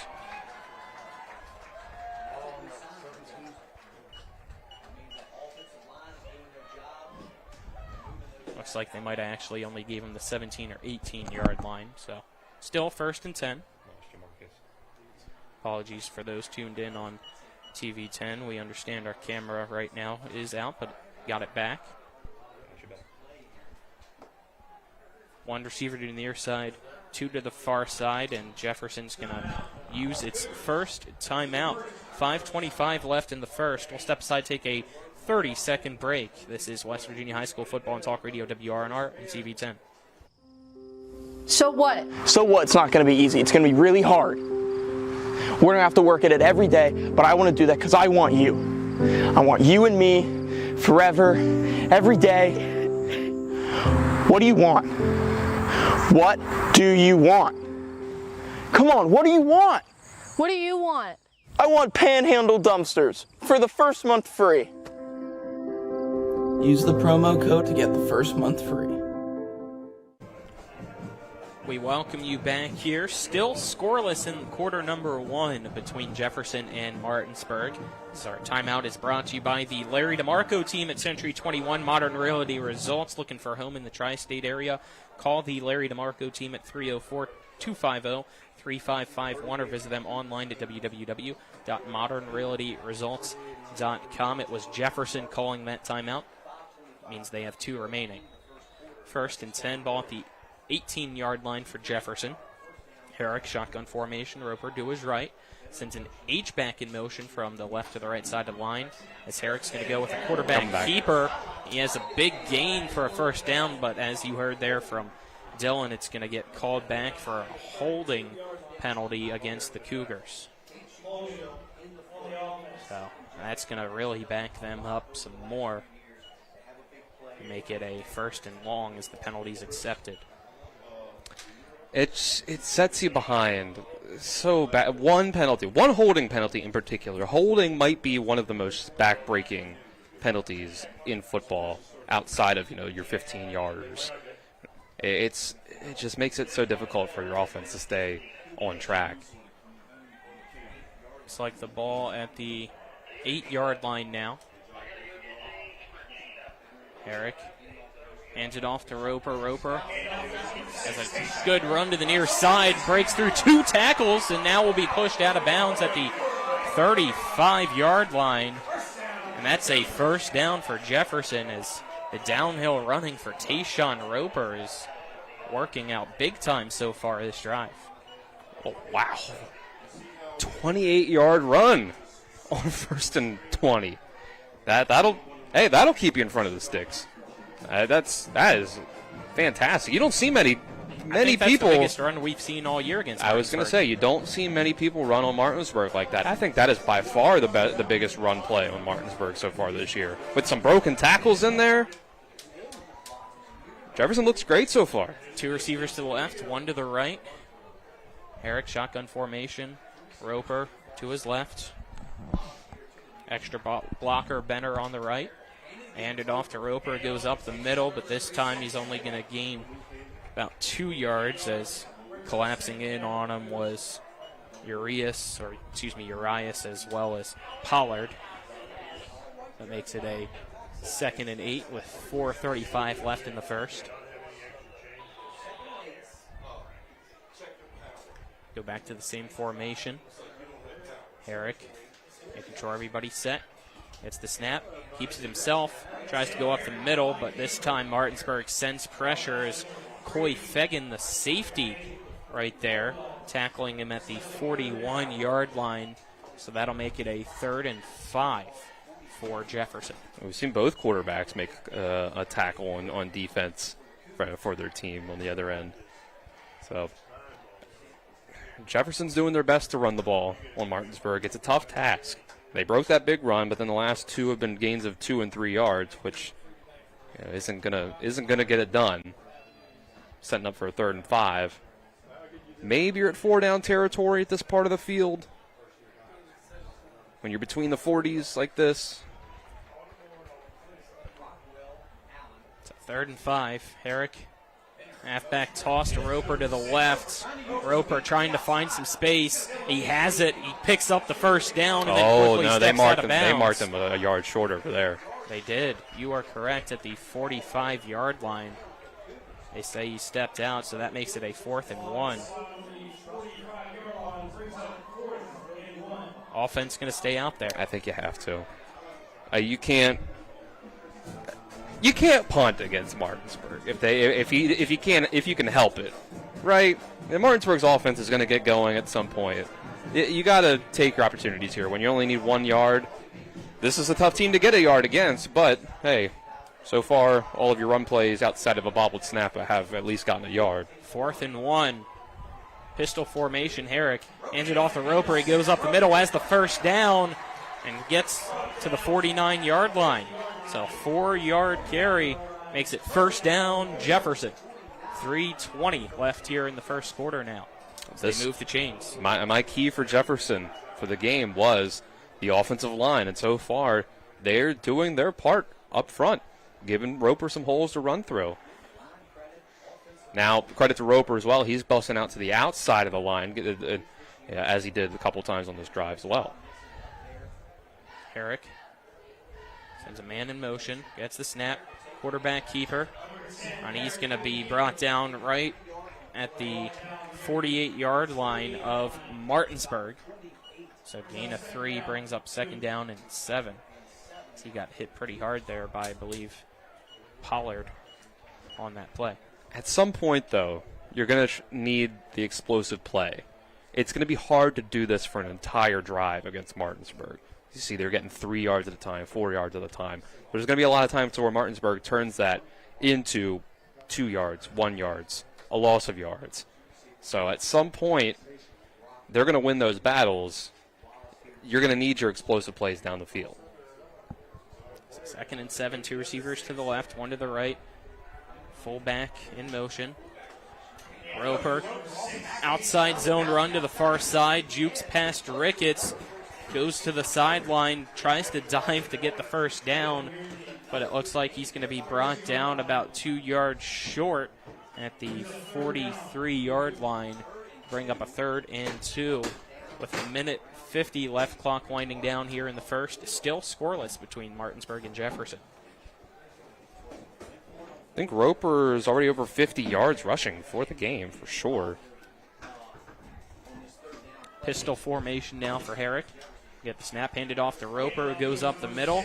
He's tackled at the 40-yard line, which means he just has enough for another Jefferson first down. Let's get our first quarter sponsors, as we're brought to you by W. Harley Miller Systems, providing custom integration services like home and office automation, home theater networking, audio, video distribution, and more. Give them a call at 304-350-1931 or visit WHMsystems.com, as well as Hagerstown Ford.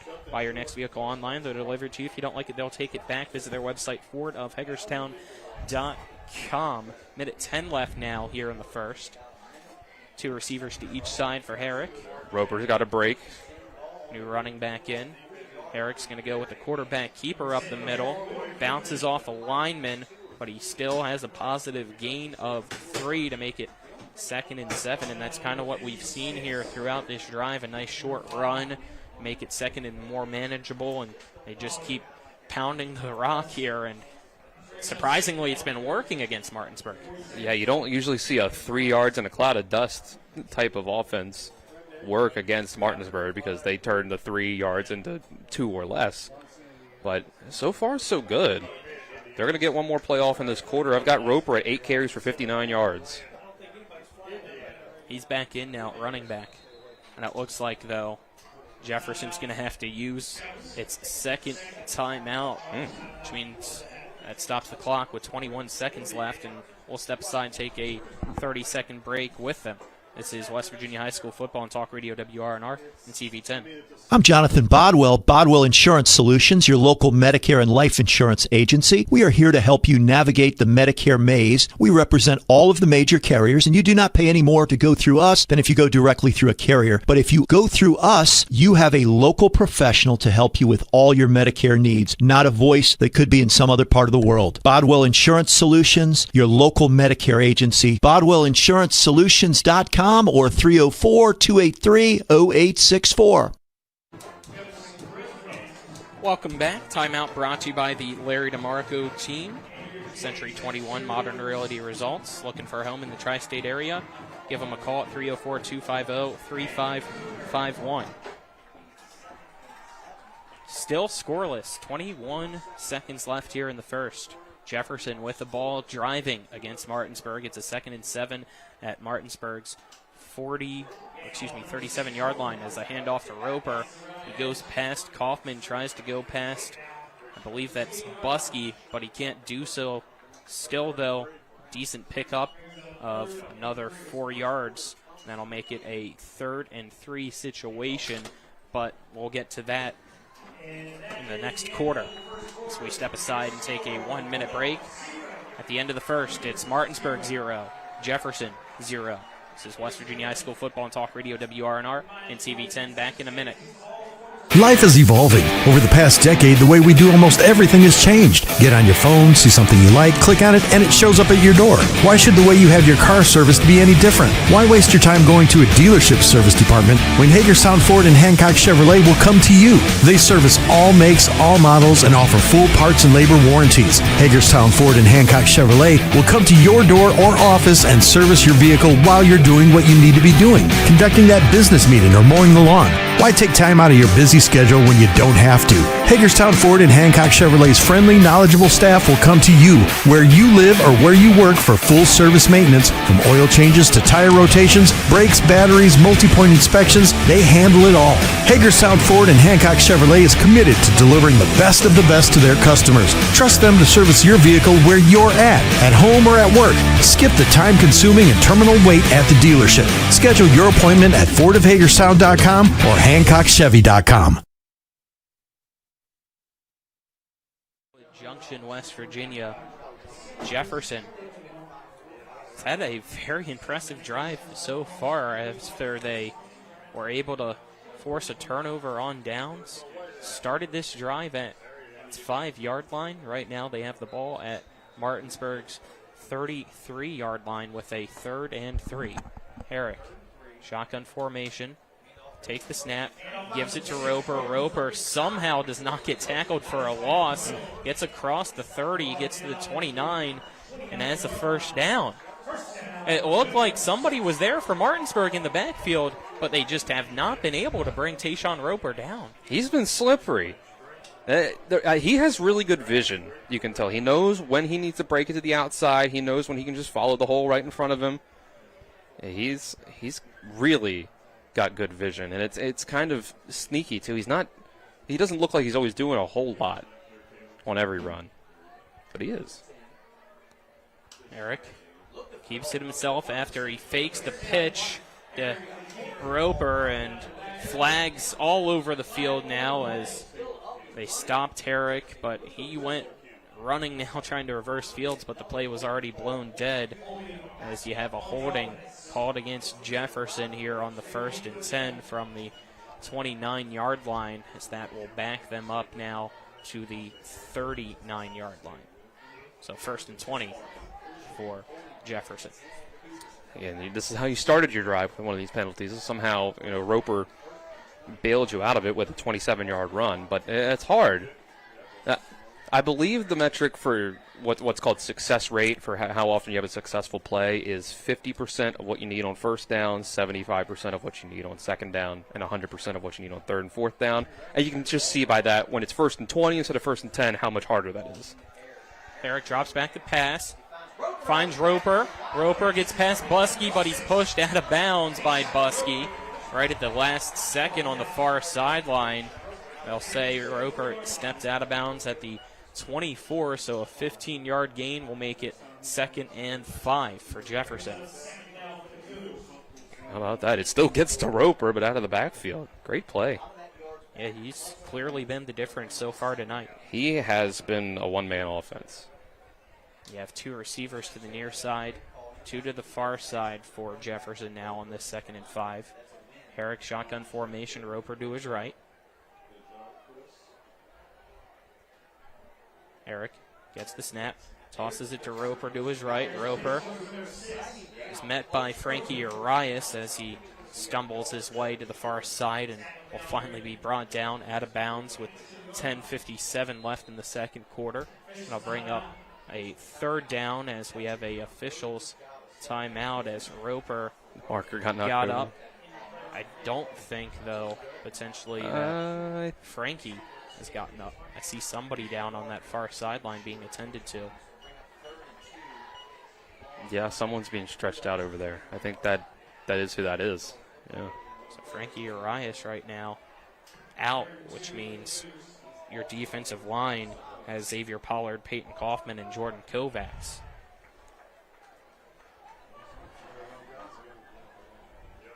So 3rd and short. Herrick hands off to Roper. Roper on the near side has the speed, has the space. Jukes past one man and Wally, and it's finally brought down by Ace Flores, but again, it's enough for another Jefferson first down. Ball at the 13-yard line. 8-yard carry. It's Brian Dick now will enter. I mean, what can you say? It's just been an awesome performance from Tayshawn Roper so far. He is carrying this team on his back, but it's been such a long drive. And he's already got a lot of carries piled up here in just early in the second quarter. He's been the workhorse. We'll see if they keep it going. 1st and 10 at the 13. They hand it off to Roper again, and this time he's brought down at the line of scrimmage, and it's Peyton Kaufman able to break through and make the stop, make it 2nd down and 10. This has been an incredible long drive here. Try to see how many plays that they're at right now. And this is only Jefferson's 2nd drive of the game. I believe it started with about 5.5 minutes left in the first. I believe this is a 15-play drive already, Colin. I think you're right, if not more. 2nd and 10. I think this is play 16 of the drive. Herrick, quarterback keeper, goes up the middle, and he's going to be stuffed at the 6-yard line. So that's a gain of 7 to make it 3rd and 3. Can Jefferson strike first? We're scoreless here. This is the type of drive that Martinsburg would do to somebody. Like, they're not breaking off the explosive plays I was talking about, but I said you needed to do that because you don't expect a team to do this for 16 plays of a drive against Martinsburg. 3rd and 3 at the 6. Herrick gets the snap, follows Roper to the near side, jukes past the man and goes into the end zone. Touchdown Jefferson, but hold everything because it looks like we might have a holding penalty.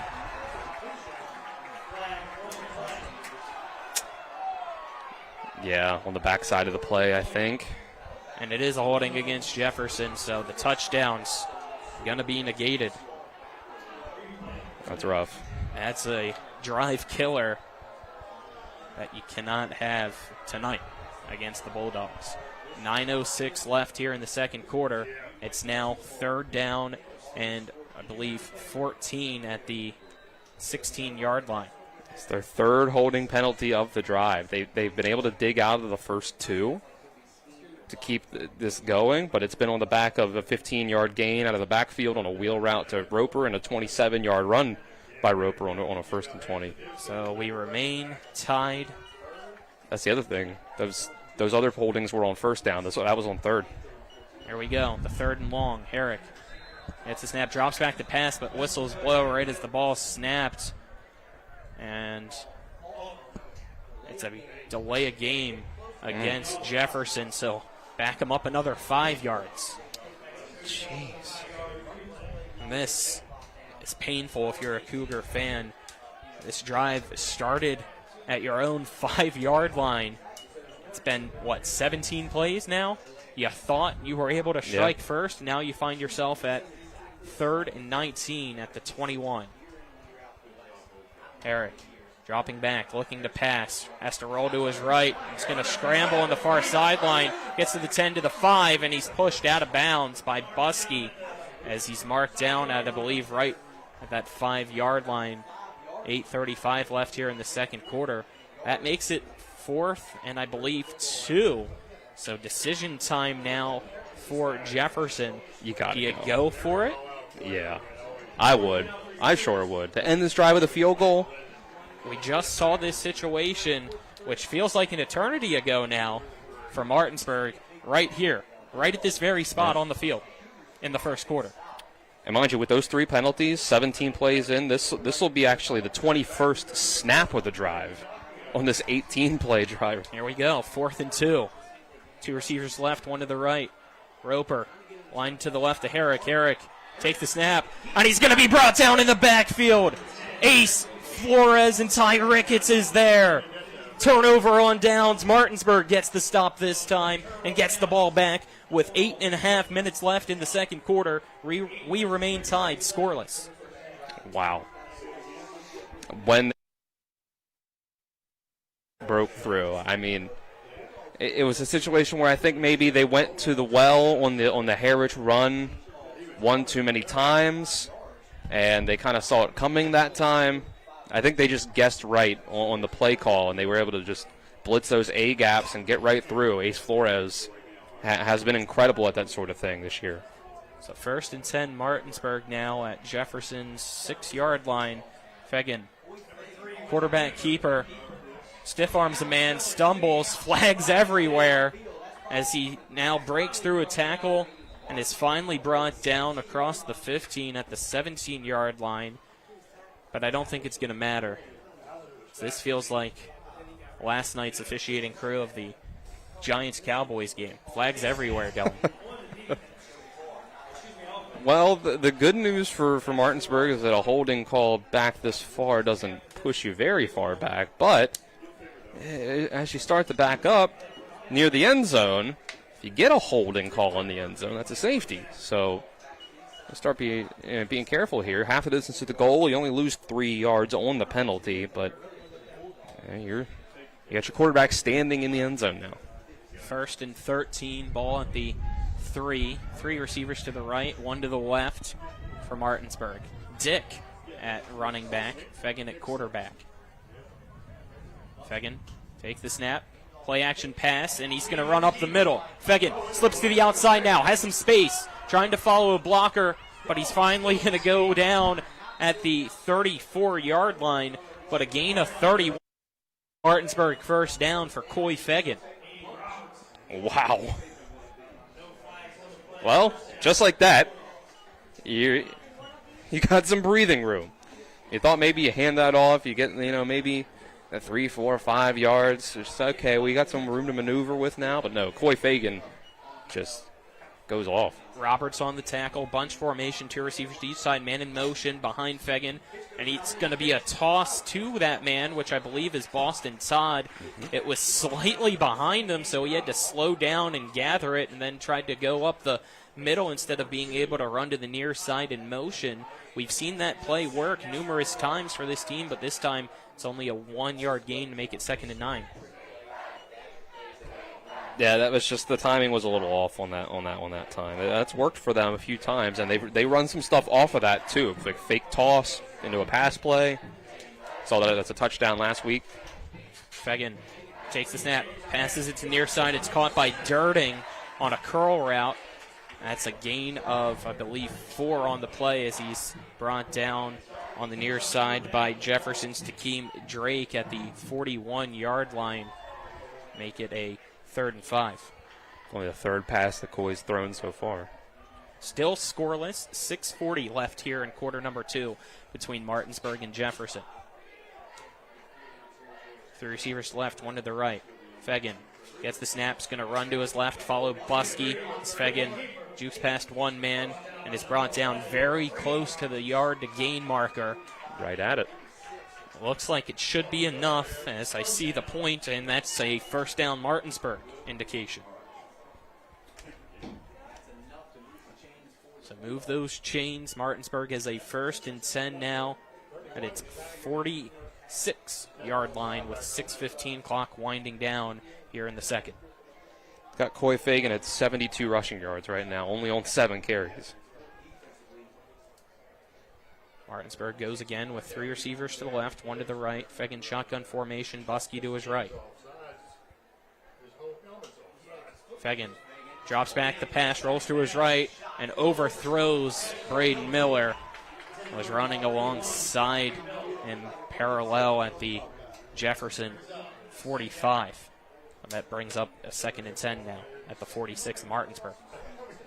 It's pretty amazing that we're halfway through the second quarter, and this is Martinsburg's 2nd possession on offense of the game. I would be interested to know if Nick's got more time back there in the studio to look at when that Jefferson drive started versus when it ended, how much time came off just on that drive for no points. Fegan hands it off to Buskey. Buskey slips through one tackle, now off to the races on the far side. Jukes past one man, but then decides to go out at the 40-yard line to Jefferson. That's a gain of 14 to make it a first down Martinsburg in Jefferson territory. Buskey's got double-digit yards on all 3 of his carries so far. First and 10. Now you have 3 receivers here to the near side, 1 to the far side for Martinsburg. Pistol formation for Coy Fegan. As he takes the snap from Marshall, will hand it off to Buskey. Buskey shifty back and forth as he breaks through the line. Now tries to charge forward, but he's going to be tripped up at the 34-yard line, so a 6-yard carry will make it 2nd and 4 for Martinsburg. The way we're moving here, I think this is probably the second to last possession of this first half, which is going to make for an interesting halftime score no matter what. Man in motion. Fegan fakes the handoff to Todd, throws it, has a man wide open in the middle of the field. It's Braden Miller, and he's going to go into the end zone. No, they say he was stopped at the half-yard line, so a 33.5-yard completion will make it 1st and goal, Martinsburg. Nobody was near Miller. No, just, entire middle of the field cleared out. I'm not sure if just his man lost him. Martinsburg going quickly. Shotgun formation. Fegan takes the snap, tries to go up the middle, but the play's blown up. Not 1, not 2, but 3 Jefferson Cougars are there to bring down Fegan for a loss. 4 on the play. Puts the ball 2nd and goal now at the 4-yard line. Yeah, officials, but I would need to count how many Jefferson players are out there. There was a player running off for Jefferson that did not get off the field before that snap. 4:40 left, clock winding down here. Still scoreless in this second quarter. 3 receivers left, 1 to the right. Fegan shotgun formation, Buskey to his right. Fegan gets the snap. Pitches it behind to Buskey. Buskey on the near side trying to stiff arm and fight into the end zone, but he's yanked out of bounds as stopping him is, I believe, Andy Roberts, the freshman, pushing the big bruiser and Nick Buskey out of bounds. Only 1 yard gain, 3rd and goal now at the 3. Can Jefferson make another big stop here against Martinsburg? That was maybe the most, let's call it, creative pitch on a speed option I've ever seen. I think Martinsburg's going to take a timeout. We'll take it with them. A 30-second break here with 4:22 left in the second quarter. This is West Virginia High School Football on Talk Radio WRNR and TV10. A DUI arrest can have a devastating impact on one's life, your job, your driver's license, and in some cases, your very freedom. My name is Harley Wagner. I own and operate West Virginia's only exclusive DUI defense firm. Since 1999, I've been representing citizens throughout the Eastern Panhandle and state of West Virginia charged with DUI. Let my years of training and experience work for you. The initial consultation is free at the Wagner Law Firm in Martinsburg. Phone 304-901-7400 or online at westvirginiaduilawyers.com. We are back here. 3rd and goal. Martinsburg. Tied with Jefferson. 0-0. Bulldogs with the ball at Jefferson's 3-yard line, knocking on the door of the end zone, which is what they did the last drive and the only other drive they had tonight, and were stopped. Fegan, shotgun formation. Buskey to his left. Fegan gets the snap. Jukes past a man, goes into the end zone for a Martinsburg touchdown, but again, a flag thrown on the play, and it's in the area of a holding call, as I saw lineman Brady Braden drag somebody down for Martinsburg. So again, touchdown erased off the board tonight. Both of these teams have just been killed by the holding penalties. Jefferson and Martinsburg having touchdowns taken off the board with holding. Martinsburg's had 2 of them taken off with holdings now. So 3rd and goal, now at the 14-yard line. 3 receivers to the right, 1 to the left. Fegan, shotgun formation, Buskey to his left. Fegan sets, gets the snap, drops back to pass, steps up in the pocket, and he's going to have to scramble to the left. and goes into the end zone. But as you said, Dylan, another flag. And again, Coy Fegan's going to be robbed of a touchdown. It's another hold. See, this is why we keep going back to and emphasizing the penalties. Penalties, you get away with them when you're winning 66-0. But in a game where it's scoreless and you're trying to get into the end zone, I don't even need to say it. It's pretty obvious how killer penalties in these situations are.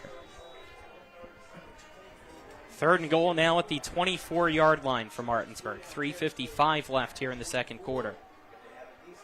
Receivers bunched together, one behind the other, 2 on each side of the line. Fegan, shotgun formation, sends Todd in motion, and we're going to get a whistle blown, and it's this time going to be against the defense. Offside called against Jefferson, so that'll make it 3rd and goal now at the 19-yard line. Let's get our second quarter sponsors. Second quarter brought to you by Brown Funeral Home and Cremations, Robert Fields and Sons, family-owned full-service funeral home, proudly serving the area since 1880, as well as Parsons Ford of Martinsburg. They became number 1 by making you number 1 first. Parsons. Same formation as I just said before that offside penalty. It's Fegan. Sends Todd in motion again. Fakes the toss. Screen pass now to Buskey. Buskey has the blockers on the far side, tries to find some space, trying to slip to the inside, and he's going to finally be brought down just to the left of those far side hash marks at the 2-yard line. So a 17-yard completion, but still 4th down and 2 to go. That's huge. Clearly that's the play they wanted to run before. I was kind of expecting them to maybe switch it up, say, oh, they saw what we were about to do there. Let's call something else. But no, they went, instead of throwing it down the field, called a screen pass off of that fake toss. 3 minutes left here in the second quarter. 4th and goal from the 2 for Martinsburg. They bring Buskey and Dick out to the left of Fegan. Fegan gets the snap, follows his blockers to the left, and goes into the end zone. Are there any flags? No. Touchdown, Martinsburg. 2:57 left here in quarter number 2. Martinsburg finally strikes first and takes a 6-0 lead against Jefferson. It's about time, Dylan. Yeah, it's been so many close calls, brought back by penalties. Martinsburg, seems like they pick a formation every year that they run at the goal line. This year it's that duo formation, both the running backs next to the quarterback, and they pretty much run that play every time. And it's because it works. Cody Page on to attempt the extra point. Martinsburg missing a man in this unit, so having to send one more out to line things up. Snaps back, it's low. Fegan, though, able to grab it, put the hold down. Page's kick is up and good to make it 7-0 here in the second with 2:57 left. Martinsburg leads Jefferson. Stepside take a 30-second break. This is West Virginia High School Football and Talk Radio WRNR and TV 10. From breathtaking outdoors to unique local eats, world-class geocaching, and thriving local culture, Martinsburg, Berkeley County, West Virginia is where you can live your adventure. Berkeley County offers fantastic outdoor experiences, from our rugged hiking paths to scenic nature paths, public parks, fishing streams, and nature preserves. Cap off your outdoor adventures with a stroll through historic downtown Martinsburg. Join us and immerse yourself in our rich local history and scenic surroundings. Check out upcoming events and plan your adventure at travelwv.com. We welcome you back here to Jefferson High School. Martinsburg now leads Jefferson 7-0. As Martinsburg lining up the kickoff. As this time, it's not Sam Collins, it's Cody Page on the kickoff. It looks like it's going to be a short one. So he sends a short end-over-end kick on the far side, and that's going to be fair caught by Roberts. Give Jefferson a 1st and 10, as it looks like he fair caught it at the about 30. No, I was right. 28-yard line. Wasn't sure as the ball was being tossed around back. Let's quickly get our scoring drive summary brought to you by John Hardy for Berkeley County Commission. Vote John Hardy November 5th. Martinsburg went 94 yards in 11 plays to get that score. Penalties abound, but they finally got it. First and 10 at the 28 for Jefferson. 2:54 left in the half. Herrick, shotgun formation, sends the H-back in motion from right to left. Quarterback keeper is Herrick. Goes straight up the middle. Slung around by, I believe that was Ace Flores.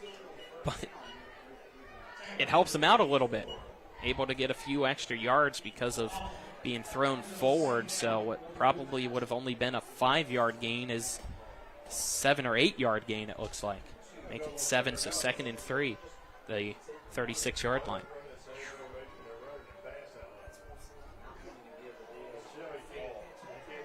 .220 left here in the second. 2 receivers to the near side. 1 to the far side. Herrick. Again, sends a man in motion.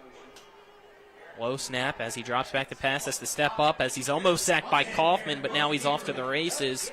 Right at that far side hash marks. He's brought down at the 40-yard line, and that's enough for another Jefferson first down. Stopping the clock with 2:02 left. Nick helped us do the math on that last Jefferson drive. It was 10 minutes. It was a 10-minute long drive in 12-minute quarters. So.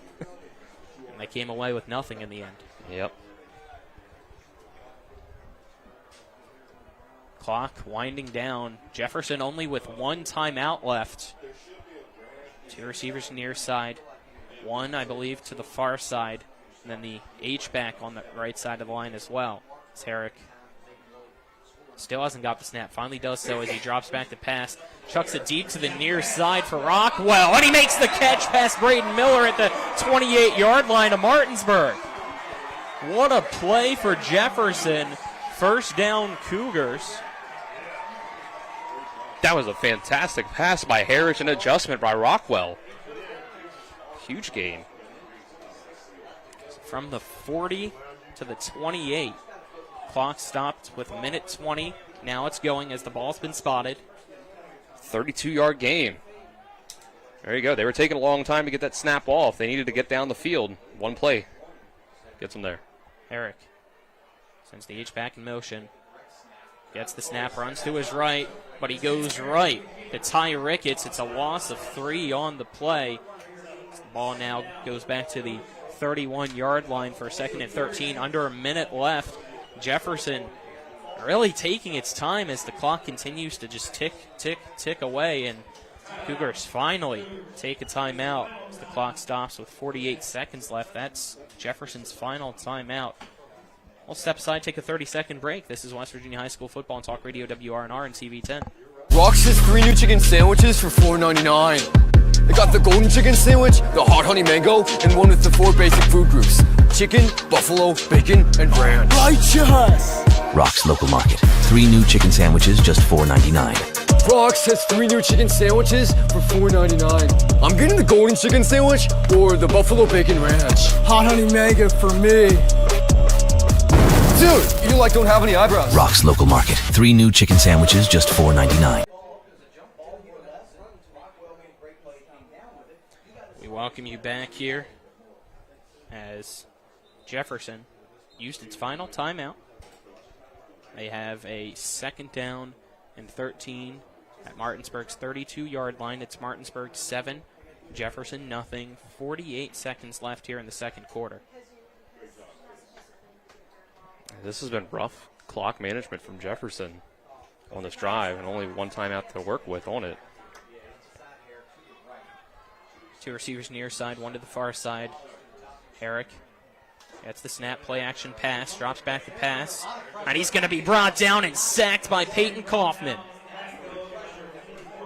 Everybody was there for Martinsburg. Herrick tried to slip through, but the last one waiting for him was Kaufman, and that makes it a loss of, I believe, 5 on the play. Bring up a 3rd and 19, 25 seconds left, clock winding down. We'll see what Jefferson can do. Same formation. Herrick gets the snap, drops back to pass, chucks it deep to the near side, has a man, and it's caught. He misses the tackle and goes into the end zone. Touchdown, Jefferson. Tony Allen Jr. with 7 seconds left in the second quarter makes it 7-6. Wow. It's an absolute dime from Herrick.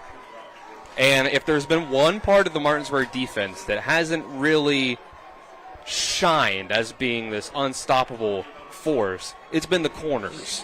There's only been a couple teams that have only been taken advantage of it a couple times, but this is a great spot for Jefferson to be able to do it. Huge touchdown. Johnson Pineros, extra point kick is up and off the left upright, no good. Keeping it, Martinsburg 7, Jefferson 6. Step aside and take a 30-second break. This is West Virginia High School football and talk radio WRNR and TV10.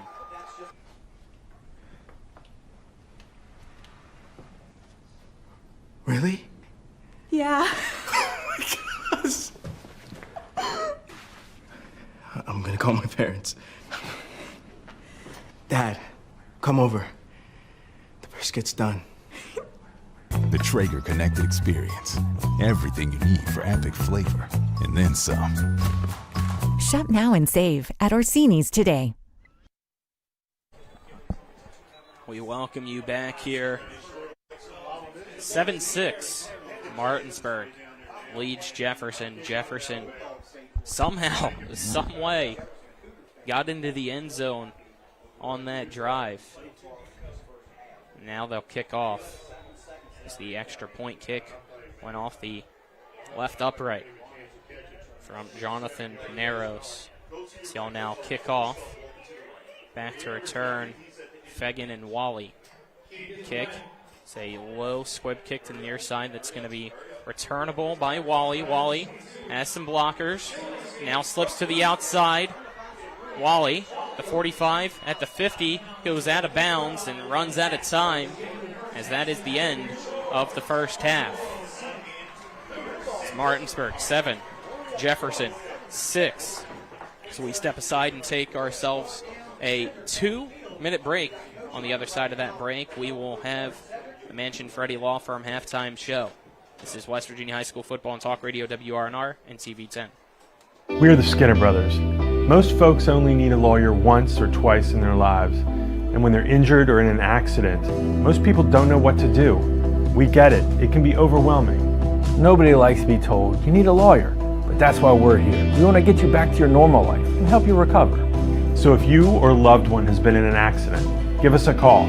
Let us figure out how we can get you compensation. Reach us at SkinnerWins.com or Google Skinner Lawyers. We'll treat you like family. WVU Medicine and the WVU Cancer Institute remind you that September is Prostate Cancer Awareness Month. In the United States, 1 in 8 men will be diagnosed with prostate cancer. Because prostate cancer tends to grow very slowly and doesn't cause symptoms, many never know they have it until they get tested. WVU Medicine encourages men 56 years and older or who are at high risk for prostate cancer to speak with a provider about this important screening. After a car accident, what do you get when you call Mansion Ferretti? You get more experience from a local law firm with over 115 years of combined service. More respect from a team who treats clients like their own family. And more fight, because we want you to get every dollar you deserve. Experience, respect, results. If you've been injured, that's what you want in your lawyer. And that's what you'll get when you call us. Car accident? Get more with Mansion Ferretti. 304-264-8505. I'm Jonathan Bodwell, Bodwell Insurance Solutions, your local Medicare and life insurance agency. We are here to help you navigate the Medicare maze. We represent all of the major carriers, and you do not pay any more to go through us than if you go directly through a carrier. But if you go through us, you have a local professional to help you with all your Medicare needs, not a voice that could be in some other part of the world. Bodwell Insurance Solutions, your local Medicare agency, BodwellInsuranceSolutions.com or 304-283-0864. We welcome you back here to the Mansion Ferretti Law Firm halftime show, brought to you by the Mansion Ferretti Law Firm in Martinsburg, where it's about seeking justice for you. Go to wvjusticelawyers.com. At the half, it is Martinsburg 7, Jefferson 6. Yes, you heard that score right, folks. It's only a 1-point game, as Jefferson had the opportunity to tie it, but the difference right now is a missed extra point off the left upright. Wow, is all I can say here. Did not expect this game to be this way at all, Dylan. It's a shocking one so far. Yeah, Jefferson has been a lot better in the trenches than you would have expected them to be coming into this, going up against a Martinsburg team that dominates pretty much everybody that they play in that aspect of the game. And Jefferson, or at least Martinsburg, was able to get down to the goal line twice, but Jefferson with a goal line stand is something that you don't see a lot from Martinsburg. Once they get down there, they usually are able to punch it in from first and goal. But they got the 4-down stand there at the goal line, and then Jefferson goes on a 10-minute drive down the field, 18 plays. They don't get any points out of it, but it used up so much of the clock. Martinsburg only had 2 possessions in that entire half. So you will get one stop at the goal line, and you only let them get the ball one other time in the half. 7 points is all Martinsburg had the opportunity to get. And then you punch it in right before the half on your third possession with a great throw down the field by Herrick. 2 great throws that he had on that drive, 32-yarder and 38-yarder. And that's been all the difference. It's been such a shrunk-down game. There's been 5 possessions in the entire first half. And Jefferson's been able to keep up for enough of it. They've just been able to, take those margins that, you don't let Martinsburg get a bunch of possessions, and it's hard to stop Martinsburg that many times on offense. Again, they've only had the ball twice, have the Bulldogs. And they will get the ball to start the second half, but you're absolutely right, Dylan. This game plan has been almost executed to perfection for Jefferson. I'd say it would be if it wasn't for the missed extra point. Yeah, we'd be tied. Jefferson has over 100 rushing yards in the first half, which is pretty much unheard of against Martinsburg, unless you break off a big run. Jefferson's longest run is a 27-yarder by Tayshawn Roper. Past that, there's a 16-yarder by Herrick, and then no runs of double-digit yards on a single play. They worked the ball down that field on that 10-minute drive. It was really impressive. Obviously, Martinsburg broke through at the last possible second on that 4th and goal. There was a holding call that Jefferson should have put a touchdown up on the board on that drive before that. Now, you could obviously say the same about Martinsburg's first drive when they got stood up at the goal line, but still, without holding calls on the goal line, this would be 14-13. So it'd still be just as close. Yeah. It needs to be noted, I wasn't sure if it was going to be, but the last time Martinsburg was defeated by an EPAC opponent was Jefferson. Yep. November 2nd, 2007.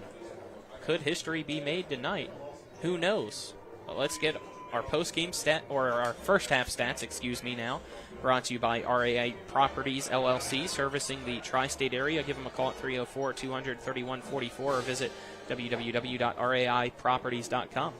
Both teams are running the ball incredibly well. Martinsburg with the lead. Coy Fagan, 9 carries for 70 yards and a touchdown. Nick Buskey, 5 carries for 46 yards. His first 3 carries all went for double-digit yards. On the other side, Jefferson and Tayshawn Roper's got 13 carries for 80 yards. Dylan Herrick with 11 carries for 32. A couple of those, 1 sack in the half for Jefferson as well. Add up to everything else. Dylan Herrick got 102 passing yards in that half. He's only thrown the ball 6 times, but he completed 5 of them. So 5 for 6, 102 yards, and that touchdown. That's all they've really needed out of the passing game so far. He's done his job at quarterback. He's run the ball pretty well. Really impressive game from him. I think this is the kind of game that we've kind of been expecting Spring Mills to give Martinsburg later in the year, perhaps. And we're seeing it here from Jefferson, which is something we did not expect when Jefferson started the year, losing 50-0 to Spring Mills and losing by 28 points to Sharando. we will now step aside, take ourselves a 2-minute break as there's 14 minutes left on the halftime clock here in Shenandoah Junction. On the other side of that 2-minute break, you'll hear from Nick Verzolini with some scores from around the state. This is West Virginia High School football on Talk Radio, WRNR, and TV10 back in 2 minutes. One of the questions lawyers get asked the most is, what is my case worth? I'm Steven Skinner, and this is my brother Andrew with Skinner Accident and Injury Lawyers. The truth is, it's very difficult for a lawyer to pinpoint a number because every case is different. We get to know each situation and we'll give you an idea of what your case is worth and why. The sooner we get involved, the better we can do getting you the compensation you deserve. Google Skinner Lawyers or go to skinnerwins.com. We'll treat you like family. Hi, this is Dirk Stansberry for County Commissioner. Vote for integrity, experience, and service for Berkeley County Commission. I have been a practicing civil engineer working with and in the county for 35 years. I served my community working with youth sports and an active member of my church. I am dedicated to a safe community for our youth, the elderly, and a place where small businesses can thrive. Check me out at www.dirkforburke.com. Paid for by the candidate.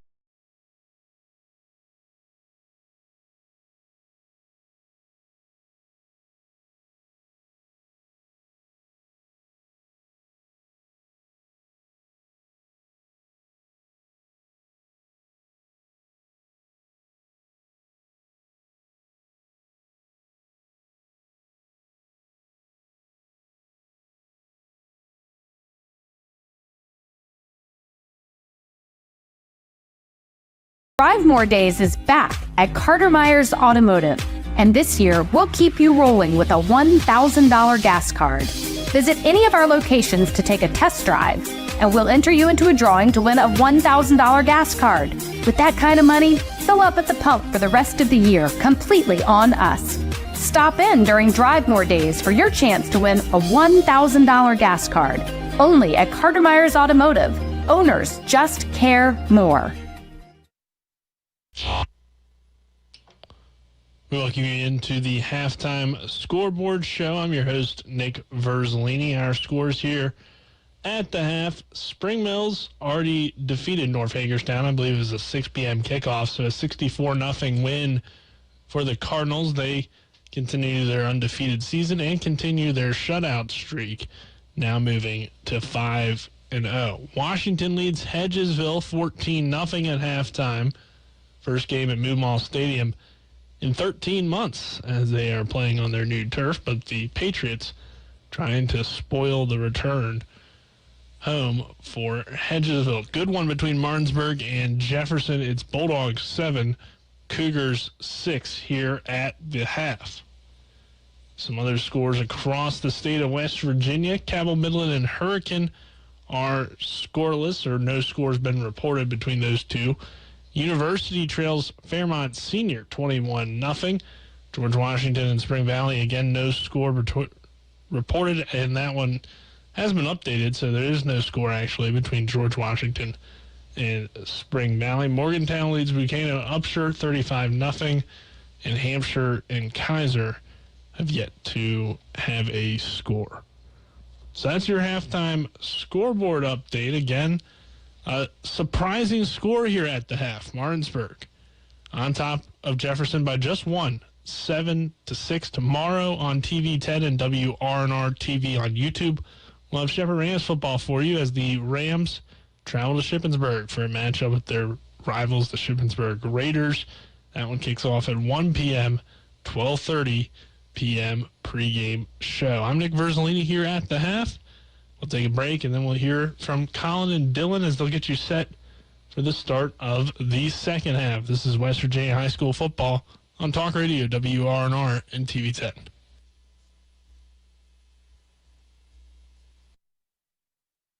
If you or someone you know suffers from the disease of addiction, help is available from the Berkeley County Quick Response Team with peer recovery coaches and support promptly to the homes of those who've recently experienced an overdose. This collective effort towards recovery brings resources and services to the community, including naloxone and treatment options. Call 304-267-1313 or visit the Berkeley County Recovery Resource Center at 800 Emmett Rouse Drive, Martinsburg. The Berkeley County Quick Response Team is funded through a DHHR grant with the Berkeley Morgan County Health Department. This is John Hardy. I'm asking for your support to elect me as Berkeley County Commissioner. I have had the privilege to serve in the West Virginia Legislature for the past 6 years and will use my experience to serve Berkeley County better. I will continue working at the state and county level to improve our local road systems, control residential growth, and remove inequitable local fees. John Hardy, lifelong resident, local businessman, effective leader, and proven fiscal conservative. Vote John Hardy for Berkeley County Commission on November 5th. Paid for by candidate. Welcome back to Golden Asian Buffet. I'm Ryan, and I'm so excited to show you our massive buffet with over 150 incredible fresh items. Food lovers, you're gonna love this buffet with over 150 items with everything from appetizers all the way down to desserts. This buffet is massive. For family, friends, and foodies alike, you are gonna love this place. Appetizers all the way down to desserts, meats, seafoods, and much, much more. Come on down here to Golden Asian Buffet and check out their incredible buffet. I'm Jonathan Bodwell, Bodwell Insurance Solutions, your local Medicare and life insurance agency. We are here to help you navigate the Medicare maze. We represent all of the major carriers, and you do not pay any more to go through us than if you go directly through a carrier. But if you go through us, you have a local professional to help you with all your Medicare needs, not a voice that could be in some other part of the world. Bodwell Insurance Solutions, your local Medicare agency. BodwellInsuranceSolutions.com or 304-283-0864. Hello and welcome to the Alumni Association Minute. We are the Coopers and we represent the Martinsburg High School Alumni Association. You have the opportunity now to help us because it is that time of the year, and we want to remind you that your dues and gifts and any help that you can to help the youth and the alumni here, please give us all opportunity to help them. We were fortunate last year on Senior Day to hand out 15 $1,000 scholarships to the seniors from the alumni. And with your help, we can do that again this year. But it all depends on you. You can give two different ways. The $10 dues or more can be mailed to Martinsburg High School Alumni Association, Post Office Box 3007, Martinsburg, West Virginia 25402. You can go online to our secure website at MHSBulldogalumni.com. That's MHSBulldogAlumni.com. Either way would be fine as long as we get your help. There's over 15,000 of you still around because anybody that graduated from Martinsburg High School is considered an alumni. And we would really appreciate you sending your dues in. So thank you so much for your help. And remember, we have a lot of good organizations here at Martinsburg High School, whether it's Scholastic, after school, sports, good times. We ask you to help us become one of the better alumni associations for Martinsburg High School. Again, we thank TV 10 for their opportunity to help us and support us. We ask you now to continue to guide, God bless, and go Bulldogs.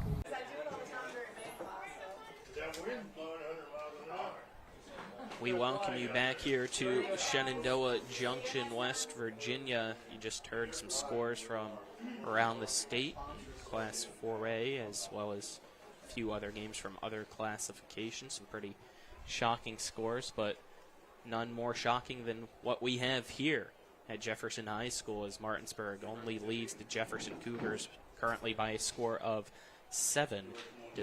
I'm Colin McLaughlin. Alongside me is Dylan Bishop. Marcus Jordan is our main cameraman, and as I just said back to the studio, Nick Verzolini here, as we have about 5 minutes left here in the Mansion Ferretti Law Firm halftime show.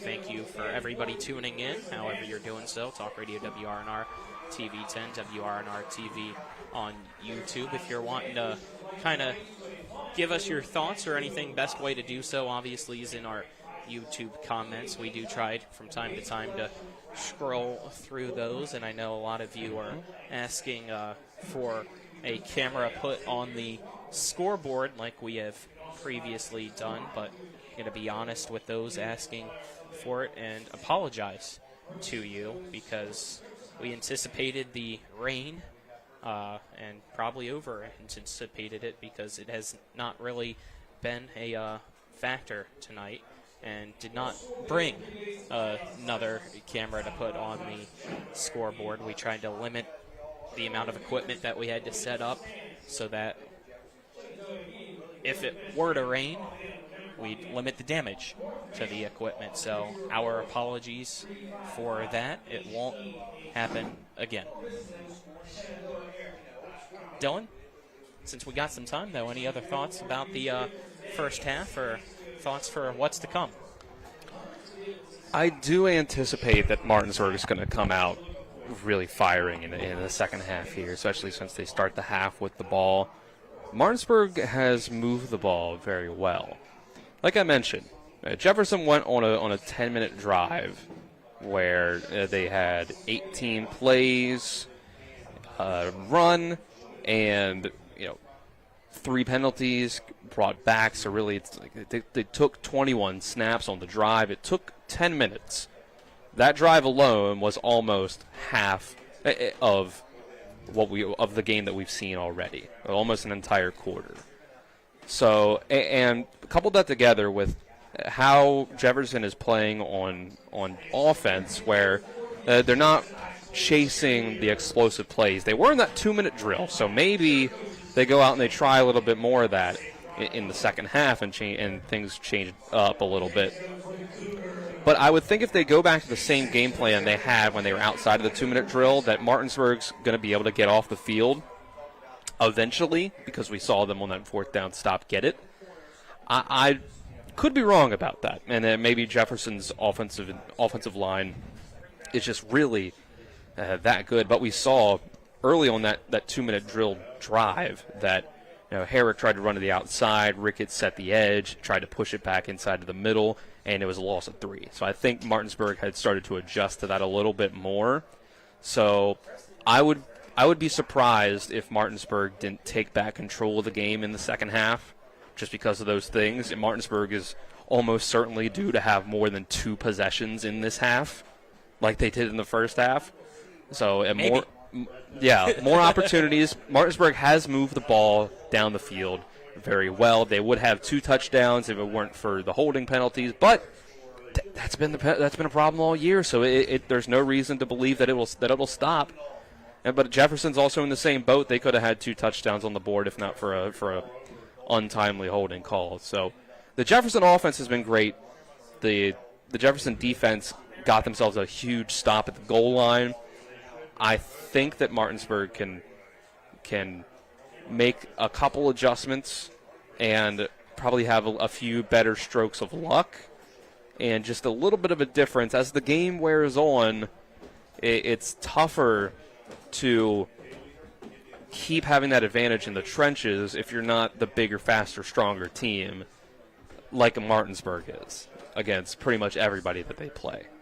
So Jefferson's maybe going to have to get a little creative. I'm not sure if the same exact game plan will produce the same exact result in the second half.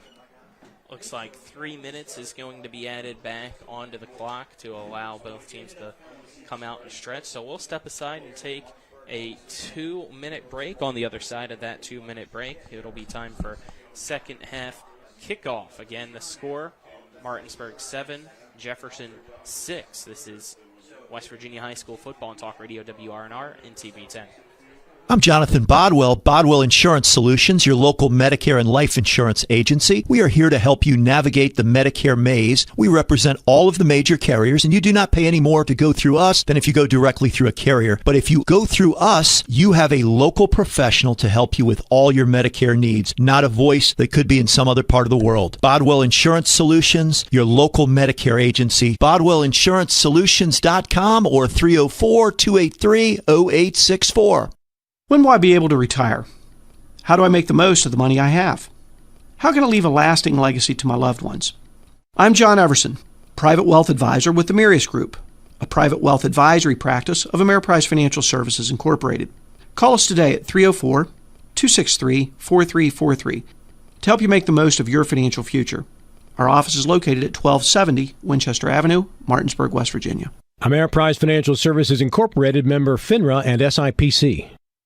I pre-planned my funeral to make it easier on my family. They were relieved to know I'll get just what I want. My family actually thanked me for taking matters into my own hands. Turns out having this awkward conversation wasn't awkward at all. Pre-planning is my choice. There are certain things about me my family may not know. Now they won't need to guess. The choices are yours. The peace of mind is theirs. Pre-plan your funeral with Brown Funeral Homes and everything will be taken care of. Find out more online at brownfuneralhomeswv.com. Brown Funeral Homes, here for you.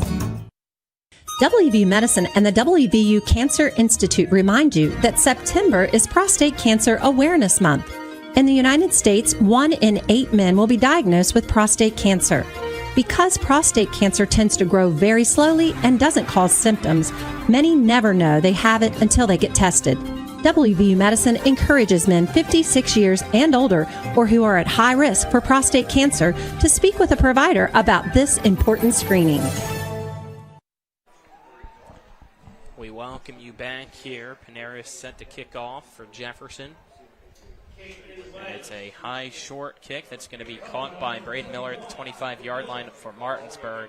Flag, I think, immediately thrown as Miller runs to the far side, tries to reverse fields, then goes right up the middle. Will be brought down at the 36-yard line. That actually was not a flag. That was the kicking tee that went from the 40-yard line to the opposite 30-yard line, as our second half kickoff is brought to you by the personal injury attorneys Burke, Schultz, Harmon, and Jenkinson. Visit burkeandschultz.com. We play hardball, so 1st and 10 Martinsburg at its 37-yard line. 3 receivers to the left, to the right. Man in motions, Todd. It's a jet sweep to Todd from Fegan. Flags thrown in the backfield as Todd breaks away down the near sideline. And here we go again with the penalties. Holding against Martinsburg is the call, and of course it is. I think that's their 5th holding call, Colin. In the first half, Martinsburg had 5 penalties go for 38 yards. One of those holds was at the 6-yard line, so it was only half the distance at the goal. Only lost 3 yards on it, but that's their fifth holding call. So, pushing back 10. Jefferson had 3 holding calls of their own on that 10-minute drive. 1st and 10, or 1st and 20, now at the 27-yard line. 3 receivers left, one in the near side's Bunny. Fegan takes the snap, hands it off to Buskey. Buskey runs to the outside, breaks through a tackle, now off to the races at the 50, down the 40 on the far sideline at the 30, the 20, and he's finally pushed out of bounds at the 17-yard line. But a huge play for Martinsburg, and one that we have not seen pretty much all season long for Nick Buskey, but putting the Bulldogs in the red zone for a 1st and 10. He is an explosive play type of running back. Like I mentioned, his first 3 carries of the game were all over 10 yards. That one just finally breaks off a huge one. I think that's his biggest run of the season. He had 46 yards at halftime. That was 46 yards right there. I think it was Benner to push him out as they now flip the receivers around. Bunny goes to the far side. You have Dirting, Todd, Miller to the near side. Fegan, shotgun formation, gets the snap, runs to his left, tries to follow the block of Dick, juking through a few people, weaving past another before finally being pushed out of bounds inside the 10, waiting to see where they spot the ball. Kind of tough to tell from our angle here. Looks in the like the press 7, box. maybe the 8. 9 yards. Yeah, it looks like a 9-yard gain, so put the ball at the 8-yard line, make it a 2nd and 1. Martinsburg 7, Jefferson 6, 10-20 left here in quarter number 3. Martinsburg moving the ball so far very effectively here in this opening drive of the second half. It's not unlike how they moved it in the first half, but Jefferson got that stop at the goal line on the first possession. See if they can do it again. Dick still in at running back. Fagan at quarterback. Halfback motion. Fagan keeps it. Jukes past a man and walks his way into the end zone for a Martinsburg touchdown. 9:58 left now in the third quarter. Martinsburg leads Jefferson 13-6.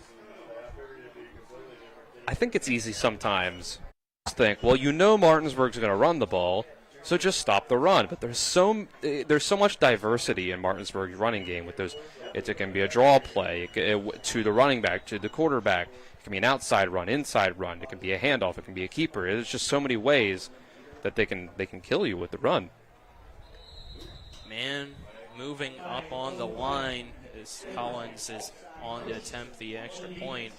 It's an encroachment penalty called against Jefferson, so move the ball half the distance to the goal.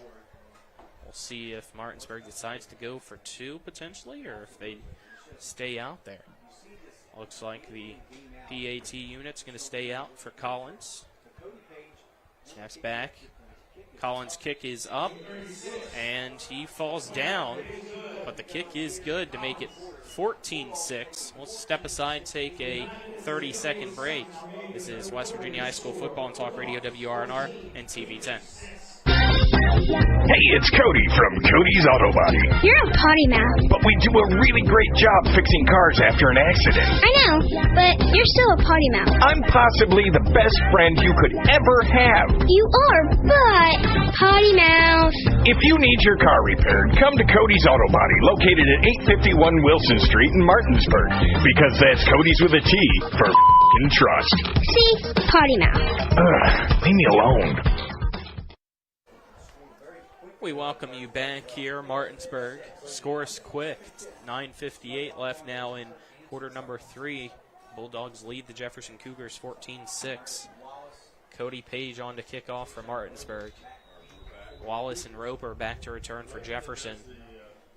But the way Page is lined up, it looks like it's going to be another short end-over-end kick to the far side. It bounces at the 40, rolls out of bounds before a Martinsburg player could try to get it. As diving in the area to try to stop it was Michael Dillard, but it bounced right over top of him. So that penalty will give Jefferson fantastic field position. 1st and 10 at the, looks like, 43-yard line. Let's get our scoring drive summary. So you vote John Hardy for Berkeley County Commissioner on November 5th. Well, it only took 3 plays for Martinsburg to go 63 yards and score that touchdown on the back of Coy Fagan, 8 yards. Takes it in himself for his second rushing touchdown of the game. Herrick, the Jefferson offense out on the field. 2 receivers near side, 1 to the far side as Herrick gets the snap. Read option, keeps it himself instead of giving the ball to his running back Roper. Herrick goes right up the middle, and it is a 3-yard gain. Make it 2nd and 7. Ball now at the 46-yard line.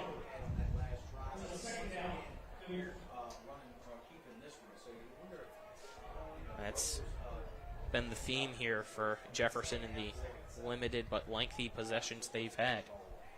If you start off with a simple 3-yard run, make it 2nd and manageable, cut that in half again, and you just keep going from there. So this time it's Roper, and he's only going to get 2 yards as chasing him down coming off the edge was Peyton Kaufman. As whistles blow to stop the clock with 9:14 left as Roper lost his helmet, so he's going to have to sit out this play for Jefferson. That's a big loss on 3rd down for them. Last time he came out for a play, it ended up being a quarterback keeper where the running back they brought in was just extra lead blocker. See if they go back to that or if they try to throw the ball. 3rd and 5, ball at the 48-yard line of Jefferson. 2 receivers to the right, 1 to the left. Herrick passes it to the near side on a quick slant. It's caught by Tony Allen Jr. and he's tackled by Miller at the 35-yard line of Martinsburg for a first down, Jefferson. And Allen's been great on the outside. Looked like that might have been an RPO, run pass option. I think Herrick had the option on that play to hand it off, but he saw the off coverage from the corner, and on the slant route, Allen had plenty of separation for Herrick to make that throw to him. Herrick hands it off as Roper back in, running to the near side. Flag thrown as Roper is chased out of bounds around the 30-yard line. A flag in the area of a holding penalty, and it is confirmed as a holding penalty against Jefferson's offense to back him up 10. So from the 35, the ball is now spotted at the, I believe, 44-yard line. And we've had over 80 yards of just holding penalties in this game across both teams. I think they're both at 4 holding calls. Actually, no. Or 9. So it's been 5 by Martinsburg and 4 by Jefferson. Martinsburg 14, Jefferson 6. 8 minutes left in quarter number 3. First and long. Play clock's winding down. And Jefferson's going to have to use a timeout as that play clock was almost at 0. We'll step aside, take a 30-second break. This is West Virginia High School football on Talk Radio WRNR and TV10. A DUI arrest can have a devastating impact on one's life, your job, your driver's license, and in some cases your very freedom. My name is Harley Wagner. I own and operate West Virginia's only exclusive DUI defense firm. Since 1999, I've been representing citizens throughout the Eastern Panhandle and state of West Virginia charged with DUI. Let my years of training and experience work for you. The initial consultation is free at the Wagner Law Firm in Martinsburg. Phone 304-901-7400 or online at westvirginiaduilawyers.com. We welcome you back as the rain has arrived to Shenandoah Junction, and with the wind, looks like it's raining sideways out there as fans quickly leaving the stands that don't have umbrellas. That was quick. That came out of nowhere. We avoided it for the whole first half. Colin McLaughlin alongside me, Dylan Bishop. Marcus Jordan, our cameraman, hopefully surviving on top of the press box as Herrick play action pass. Chucks it deep, has a man open, underthrown, but he's able to stop, turn around, and make the catch. Ball's caught at the 16-yard line. First down, Cougars, as I believe that was Wallace on the far side making that catch. It worked a couple times in the first half. Passing the ball down the field. I didn't exactly phrase it as an adjustment they should make, but maybe one that they might make. And I think going back to the well, that one worked out even though it was underthrown. They might have something there. First and 10 at the 16 for Jefferson. Herrick gets the snap. Hands it off to Roper. And Roper's going to be tackled behind the line of scrimmage for a loss, but we have a flag thrown. And Dylan, you're signaling holding. I think it might be a face mask. I think, yeah, actually. As player down for an injured Martinsburg Bulldog as well. And it is a face mask penalty, as that is Ace Flores, the injured Bulldog, being attended to. So we'll step aside and take a 30-second break. This is West Virginia High School football on Talk Radio WRNR and TV10. Back in 30 seconds. Mother Shuckers. Fresh Florida stone crab straight from the boat to your throat. Blue crabs, king, snow, Dungeness, all available year-round. Try and find that anywhere else around here. Homemade soup specials every day. Mother Shuckers is located at 1014 Winchester Avenue in Martinsburg. Mother Shuckers, we have an opinion. If you don't like it, shuck it up, Buttercup. Come on over to Mother Shuckers. We welcome you back here as Martinsburg's Ace Flores, the injured player, still being attended to on the field. 7:21 left here in the third quarter. It's Martinsburg 14, Jefferson 6. Let's get our third quarter sponsors. This third quarter is brought to you by Smallwood and Small Insurance in Martinsburg, your total insurance solution.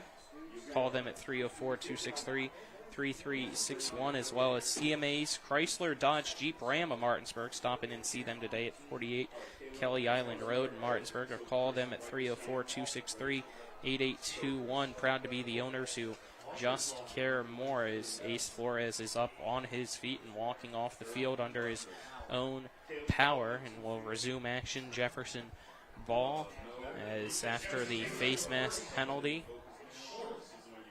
it's first and short at the 8-yard line. Two receivers to the right, one to the left for Eric. Roper lined up to his left as Eric's in shotgun formation, and flag on the play as a lineman for Jefferson gets knocked down. Clear offsides penalty against Martinsburg. So get Jefferson even closer to the end zone to potentially have an opportunity to tie things up here in the third quarter. Penalties, penalties, penalties. It's, again. Eric hands it off to Roper, and he goes right up the middle and into the end zone for a Jefferson touchdown. 7:10 left here in the third. It's now Martinsburg 14, Jefferson 12. And we'll see if they go for an extra point or if they go for a 2-point conversion to try to tie the game. I think they should go for 2. And it appears right now that that is the case. You have two receivers to the right, one to the left. H back to the left of the line as an extra blocker. Herrick, play action pass, near side. Is it caught? No, they say it went in and out of the hands of the intended receiver, Tony Allen Jr. So it'll stay 14-12. We'll step aside, take a 30-second break. This is West Virginia High School football on Talk Radio WRNR and TV 10. I'm Jonathan Bodwell, Bodwell Insurance Solutions, your local Medicare and life insurance agency. We are here to help you navigate the Medicare maze. We represent all of the major carriers, and you do not pay any more to go through us than if you go directly through a carrier. But if you go through us, you have a local professional to help you with all your Medicare needs, not a voice that could be in some other part of the world. Bodwell Insurance Solutions, your local Medicare agency, BodwellInsuranceSolutions.com or 304-283-0864. We welcome you back here to Shenandoah Junction. 2-point game. Martinsburg hanging on to a 14-12 lead against Jefferson. Let's get our scoring drive summary brought to you by John Hardy for Berkeley County Commission. 5 plays goes Jefferson to go 60 yards and get that touchdown. 4 yards by Tayshawn Roper. Make it 14-12. Didn't make the catch on the 2-point conversion to tie it up, though. Paneros to kick off for Jefferson. It's a high-end over-end kick that's going to bounce at the 20, roll around as Mason Wally finally gets it at the 16. Wally going to be brought down, only 1-yard return, and flags thrown during the return as well. As Brady Roberts in with the tackle, along with Dylan Herrick.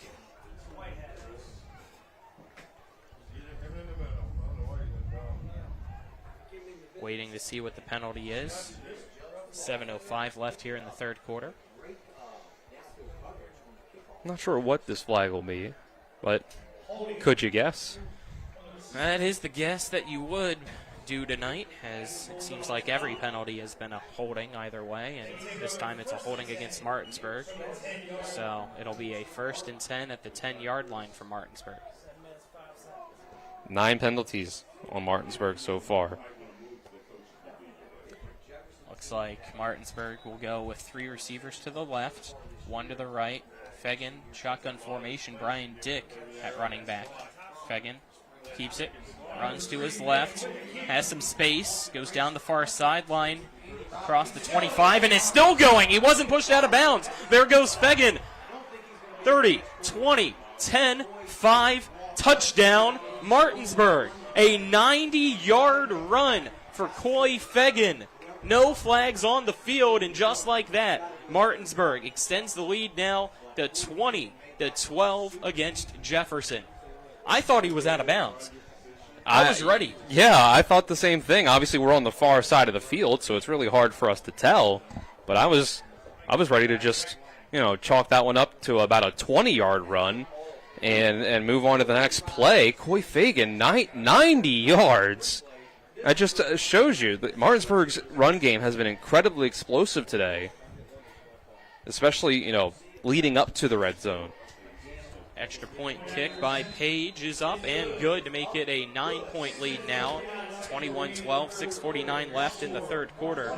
Martinsburg leads Jefferson. Take a 30-second break. This is West Virginia High School football and talk radio WRNR and TV 10.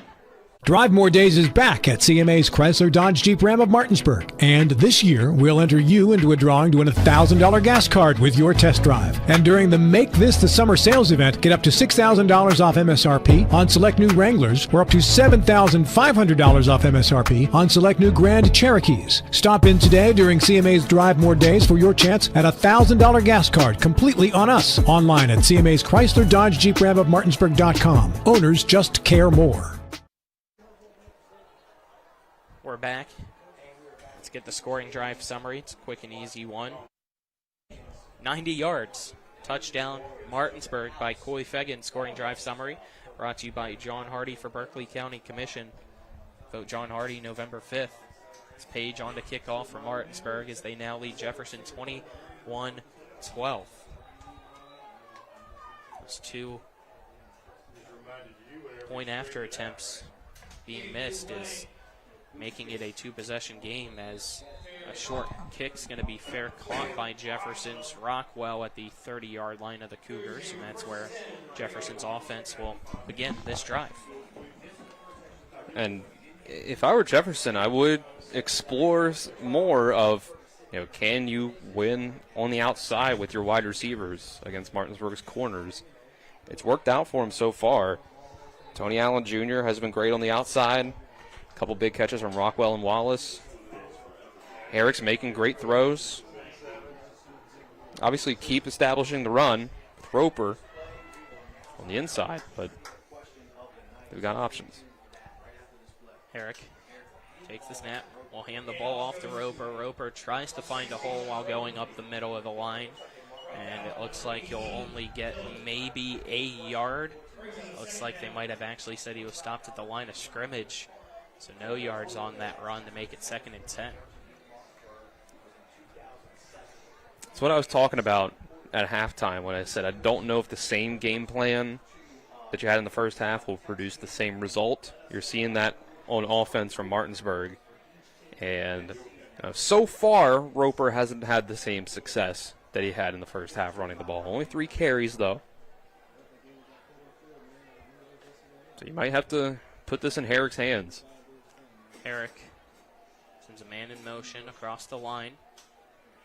Another handoff to Roper, and the play's blown up as Peyton Kaufman there alongside him to bring down Roper was Michael Dillard. A loss of 3 on the play will make it 3rd down and 13 with 5:40 left here in this third quarter, and here's the Martinsburg defense that we're used to. Yep, you have little choice on what to do on this play.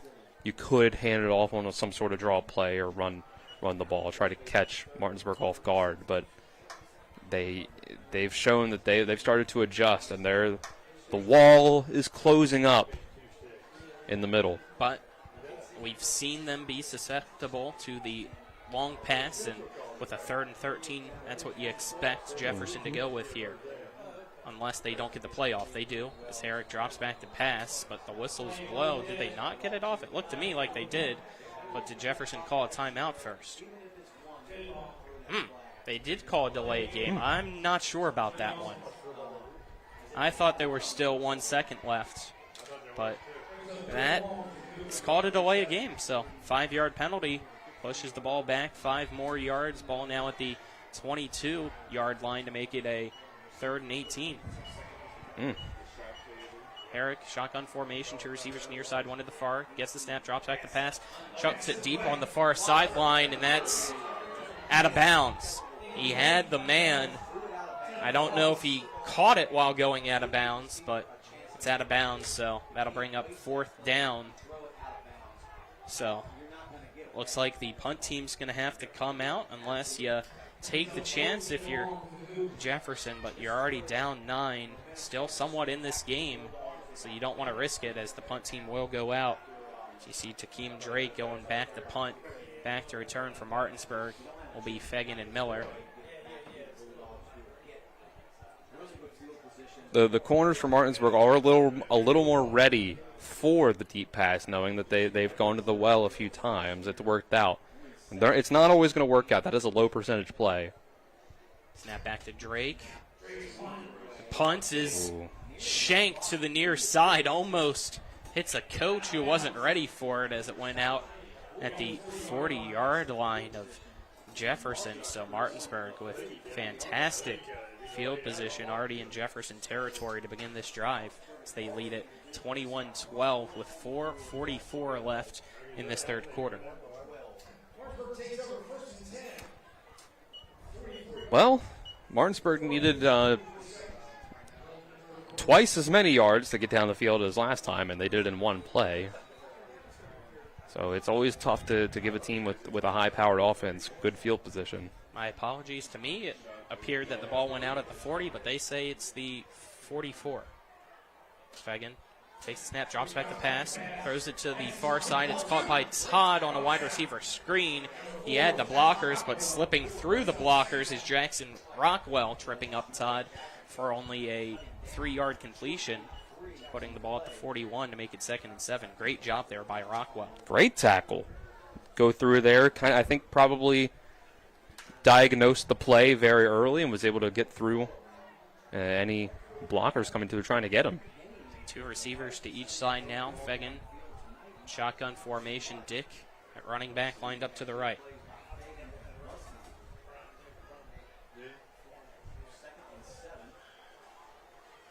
Fegan gets the snap, hands it off to Dick. Dick goes up the middle, tried to juke past a man, but tripped over his own 2 feet at the 35-yard line.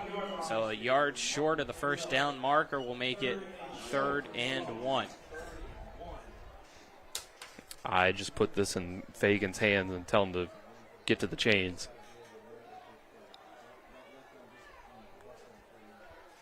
So 3rd and 1. 2 receivers to each side for Fegan as they go with the hard count. Motion up front. And it is an encroachment called against Jefferson. A 5-yard penalty will put the ball at the 30-yard line and give Martinsburg fresh set of downs. Man. The penalty, again, both of these teams are just putting themselves in bad spots. Fegan gets the snap, dropping back the pass, has a man underneath, caught at the 30 on the far sideline. I believe that's Bunny. Gets past 1 defender and will be met by 2 others as he's tackled inside the 25 at the 23-yard line.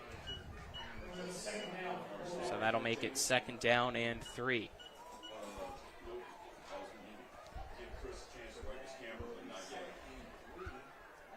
Martinsburg looking over to the far side for the play. Fegan shotgun formation, Dick to his right. 3 receivers near side, 1 to the far side. Fegan gets the snap, hands it off to Dick, and Dick again only with a short run getting to the 19-yard line, but still enough for a first down as a late flag thrown after the play. Some jawing back and forth going on the field, and the way Martinsburg's reacting, I think this one's against Jefferson.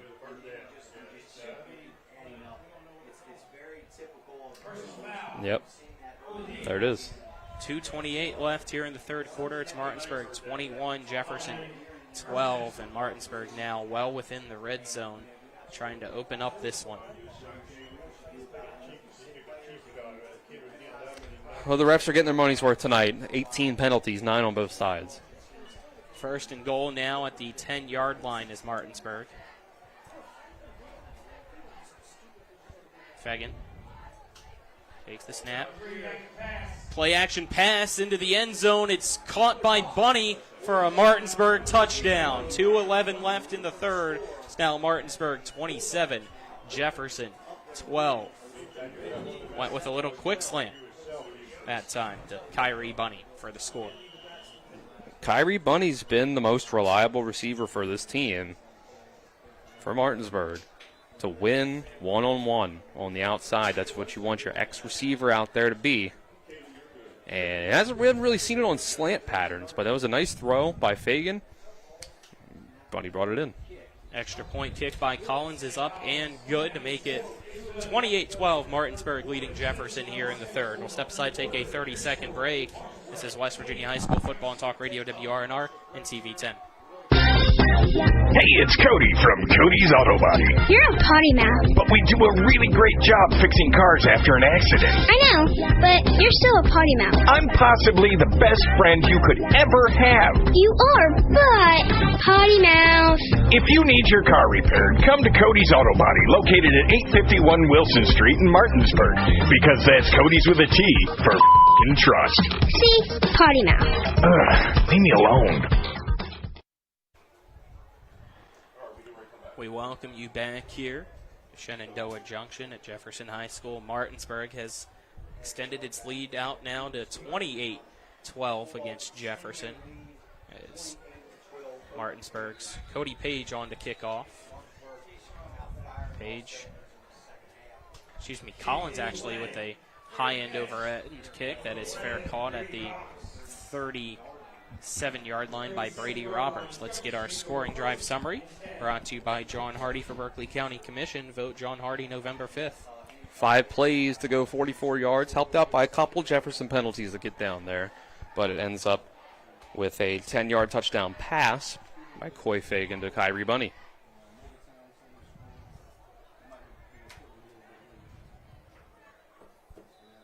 First and 10, Jefferson. 2 receivers to each time for Herrick. Gets the snap, rolls to the near side, dropping back the pass. Man slips as the ball's intercepted by Braden Miller. Miller with the ball now at the 40, trying to reverse fields. Has Todd the block. Now he stops, stiff arms the man, but he's finally going to be brought down as in on the tackle is Kirk Waldeck. But Braden Miller with the INT gives Martinsburg the ball. And that really hurts if you're Jefferson trying to get back in this one, and it just seems like that opportunity is long gone now. I was actually, after that play, if the Jefferson drive was continuing, I was going to say I think that was a do-or-die drive, possession and a for late Jefferson. Flag now on the play is somebody for the Jefferson sideline saying something in frustration as he was walking off the field, and the referee picked it up. Yeah, it didn't help that the receiver slipped on the play. I'm not sure how accurate it was going to be coming out of the break or not. Braden Miller's got good ball skills to find the pass in the air. Makes the play. He's dangerous in the open field. Got some extra yards on it. But then, man, the unsportsmanlike conduct afterwards. These teams are just breaking some records here for penalty yards. I wouldn't doubt it. So Martinsburg with a 1st and 10 now at, I believe, the 25-yard line of Jefferson. I've got Jefferson with 10 penalties for 84 penalty yards. Minute 56 left here in this third quarter.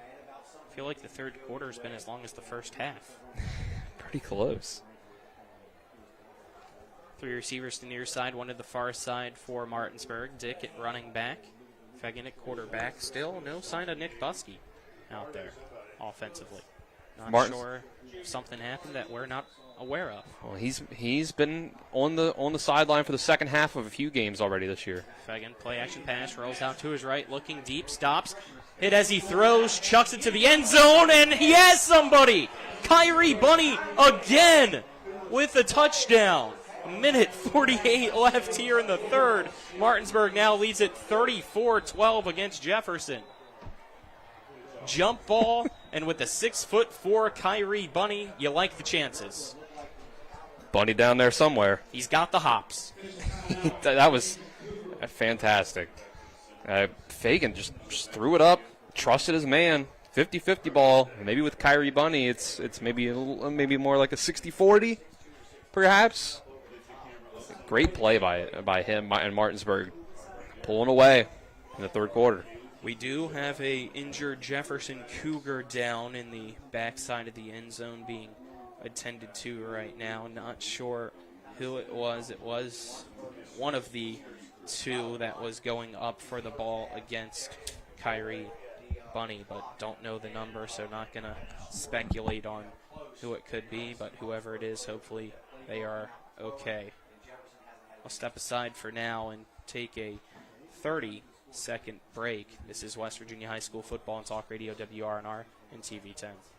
This is John Hardy. I'm asking for your support to elect me as Berkeley County Commissioner. I have had the privilege to serve in the West Virginia Legislature for the past 6 years and will use my experience to serve Berkeley County better. I will continue working at the state and county level to improve our local road systems, control residential growth, and remove inequitable local fees. John Hardy, lifelong resident, local businessman, effective leader, and proven fiscal conservative. Vote John Hardy for Berkeley County Commission on November 5th. Paid for by candidate. We welcome you back. The injured Jefferson Cougar has been identified as Tayshawn Roper, but he is up on his feet and walking to the sideline gingerly, but under his own power, so that is a good sign.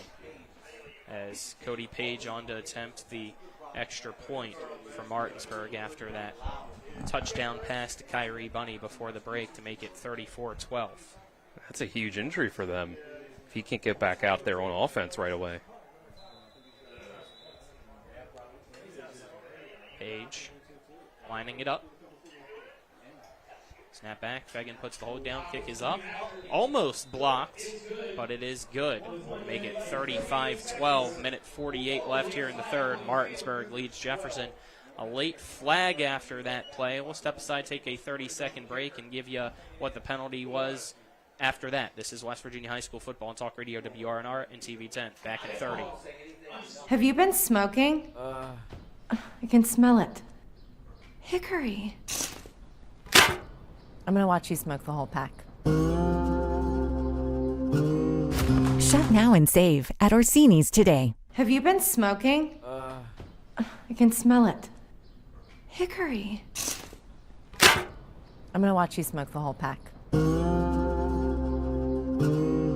Shop now and save at Orsini's today.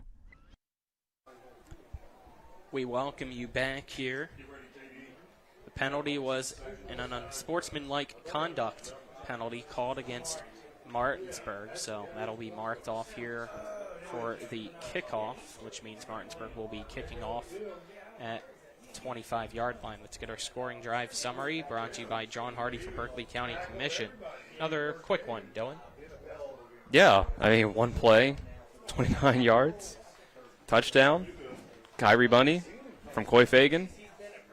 I mean, it's another great performance from Martinsburg here in the third quarter, gone from 7 points to 35.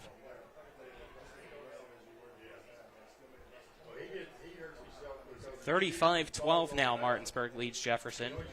As a booming kick by Collins backs up the return man to the 10-yard line. As Jenkins in on the return, runs into his own teammate at the 30. He had space to really do some damage, but Jenkins gets tackled by his own teammate, and that stops him at the 30-yard line. I guess he just didn't see him there. I mean, the play kind of broke down as opposed to traditional kickoff coverage, kickoff play, because of the way the ball bounced. The blocker was looking for somebody to block, and the return man didn't see him. First and 10 at the 30 for Jefferson, as that was Zimmerman that Jenkins ran into. Low snap, screen pass near side over the head of Kaufman and caught by Jefferson's Roper as he runs down the near sideline, pushed out of bounds at the 45-yard line. So a 15-yard completion for a Jefferson first down, actually make it 16. They say he stepped out of bounds at the 46. That's huge for Jefferson that Roper was able to come back out and start this drive on offense and make a contribution. So it's good to see that he's healthy, or at least healthy enough. He's been the guy tonight for them. Absolutely. He, especially in that first half, 80 rushing yards and 15 receiving in the first half. 2 receivers to each side. Herrick gets the snap, hands it off to Roper. Roper goes to the right, going to be chased down and slowed down by Martinsburg's Jeremiah White. And then finally a few others come there for the group tackle, a loss of 2 on the play to make it 2nd and 12. It's just been a much better job by the Martinsburg defense to rally to the ball against the run. Out there on defense, by the way, so he's not hurt. He's just not in at running back. Okay. To see, maybe that's just giving him a break. Ace Flores also out there as well. He was injured earlier in this game. So it's good to see Martinsburg back healthy as well. 50 seconds left. Clock winding down here in the third quarter. Play clock under 5 seconds now. Herrick sends Rockwell in motion from left to right. It's the snap. Play action pass to the near side. Caught by Rockwell, but he immediately slips up and goes down at the 46-yard line as soon as he made the catch. Ricketts also in the area to kind of help bring him down. But that makes it a 3rd and 9 now for Jefferson. 20 seconds left here in the third. We'll see if Jefferson decides to take one final play or not here in this quarter, and it looks like they will not. So at the end of the third, it's Martinsburg 35, Jefferson 12. We'll step aside, take a 1-minute break, and be back for the fourth quarter after that. This is West Virginia High School Football and Talk Radio, WRNR and TV10. Back in 1 minute. W. Harley Miller Systems understands the need and desire for reliable and affordable smart home solutions. Secure your home with a security system and keep a close eye on your family. Automate your home with a Control4 system and have smart technology work as one. Set daily schedules to control your thermostats. Push a button and set the mood for dinner by dimming lights and playing music, or just sit back and enjoy a movie in your own home theater. Put decades of experience to work for you. Visit us at WHMsystems.com or call 304-350-1931. Rox has 3 new chicken sandwiches for $4.99. They got the golden chicken sandwich, the hot honey mango, and one with the 4 basic food groups: chicken, buffalo, bacon, and ranch. Righteous! Rox Local Market. 3 new chicken sandwiches, just $4.99. Rox has 3 new chicken sandwiches for $4.99. I'm getting the golden chicken sandwich or the buffalo bacon ranch. Hot honey mango for me. Dude, you don't have any eyebrows. Rox Local Market. 3 new chicken sandwiches, just $4.99. We welcome you back here. Fourth quarter. 3rd and 9. Jefferson with the ball. Apparently there was a Jefferson Cougar ejected earlier. I did not see it myself, but had some people asking who it was. We got it confirmed up here that it was Ricardo Lewis, number 13, a starting receiver that was ejected last half, as Herrick gets the snap, rolls out to his right, looking downfield, and it's going to have to scamper, but he runs into Flores, and White sandwiches him from behind. A gain of 3 on the play, but that'll bring up a 4th down and 6. Ball at the 49-yard line for Jefferson, who right now down 35-12 against Martinsburg. Well, keep the offense out there. The second half, it's been night and day whether Jefferson's been able to run the ball on Martinsburg, because they haven't been able to run the ball on Martinsburg. I think they have 7 rushing yards in the second half. Here we go for the 4th down as Herrick gets the snap, drops back the pass, steps up, has the pass deflected by Ace Flores. It would have been short most likely anyway, intended for Tony Allen Jr. Turnover on downs. Bulldogs will take over at the Cougars 49. I doubted myself. It is 6 rushing yards in the second half for Jefferson when they had 112 at halftime. So Martinsburg really trying to put this game away, if it already isn't, with 11 minutes left here in the fourth. Up 35-12 against Jefferson. Got to give credit to them. They've come out and they've responded to that 1-point halftime score. 2 points. 1 point deficit. 7-6. Oh, yeah. For some reason, I thought it was 14-12. My apologies. You're correct. Flag on the play. It's a delay of game called against Martinsburg. It always amazes me that a team can start a drive with a delay of game. Don't know how that happens. Add that to the Coach Walker's stupid penalty club that he talked about during the pregame show. They can join the double-digit penalty club with Jefferson tonight now after that one. 2 receivers to each side. Fegan gets the snap, drops back the pass, steps up in the pocket, chucks it deep, has Bunny open. Bunny has it, and he falls down at the 5-yard line. I thought we were about to see his 3rd touchdown. Huge play there for Martinsburg. Makes it 1st and goal at the 5 as they're giving Jefferson a taste of its own medicine. Fegan and Bunny have been locked in the second half. It's been really impressive. Pistol formation. Fegan has Dick behind him. Fegan hands it off to Dick. Dick goes to the right of the line, pushes forward and into the end zone. Touchdown, Martinsburg. 10:37 left in the 4th. It's now Martinsburg 41, Jefferson 12.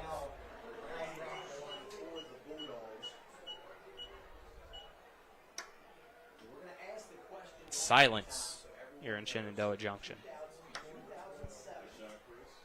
Yeah, it's a stark contrast to where we were at the start of the 3rd quarter to where we are here basically the start of the 4th. Yeah, I said Martinsburg was really explosive on offense in the first half. They just only had 2 possessions and got stopped on one of them. Collins' extra point kick is up and good, making it 42-12 now as we step aside and take a 30-second break. This is West Virginia High School Football and Talk Radio, WRNR and TV10. The Palace Lounge in Martinsburg is the place to be. Join us every night to relax and enjoy football or basketball games featuring either the Martinsburg Bulldogs, Shepherd University Rams, or West Virginia Mountaineers. We will have steak night every Wednesday, trip nights every Thursday, and now taco and margarita nights every Tuesday. You can find us on Facebook or call 304-267-7520. The Palace Lounge is located at 1350 Edwin Miller Boulevard in Martinsburg. We welcome you back here to Jefferson High School. What was a 7-6 game at halftime is now one Martinsburg score away from a running clock in the 4th quarter. You would have never saw that coming in the first half.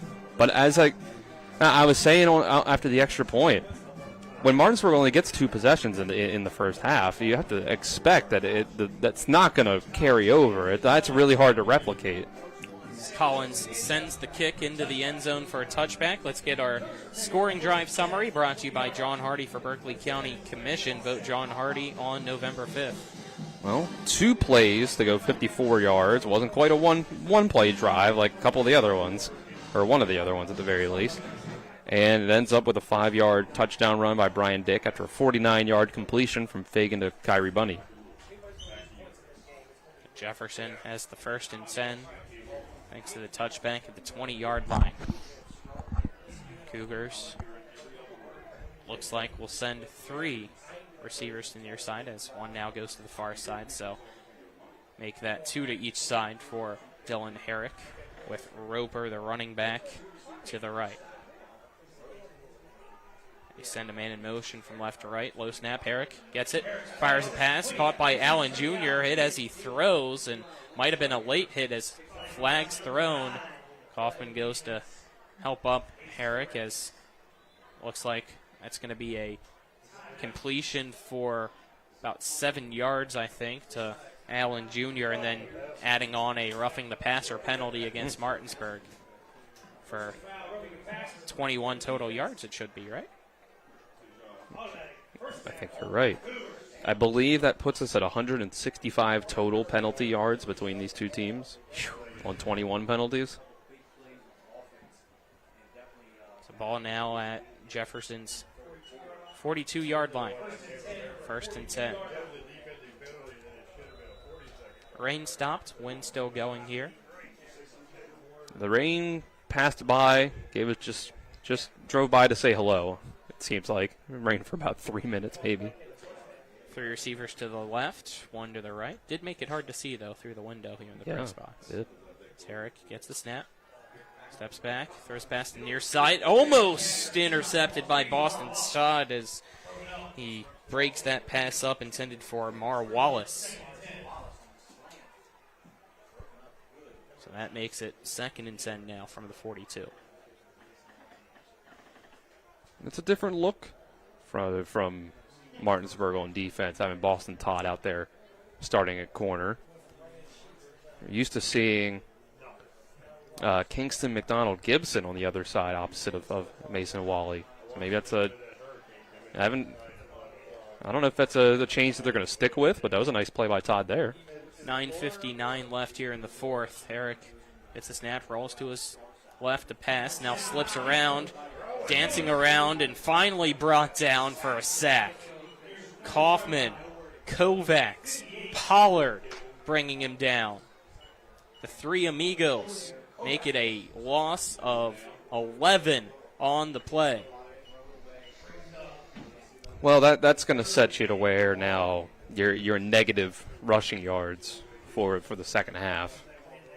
Your best run's been for 4 yards. It was the touchdown by Roper. They're 1 in the half. But past that, the gains of 2 and 2 and 3, and then none. Loss of 3, loss of 2, loss of 11 now. 3rd and 21 at the 31-yard line. 3 receivers near side, 1 to the far side. Herrick gets the snap, drops back to pass, chucks it deep to near side. It's a wobbler, overthrown, and another Braden Miller interception for Martinsburg. He falls down at the opposite 31, his 2nd pick of the night. And Martinsburg's offense makes its way back onto the field, up 42-12 here against Jefferson with 9:02 left in the game. It's pretty much a punt at that point, but obviously down by 20 points in the 4th quarter. It's just kind of desperation time. You have to make those kind of plays down the field, especially after a sack like that. It's why you got to try to avoid taking sacks so you don't have to put yourself in those situations. But Martinsburg has been smothering.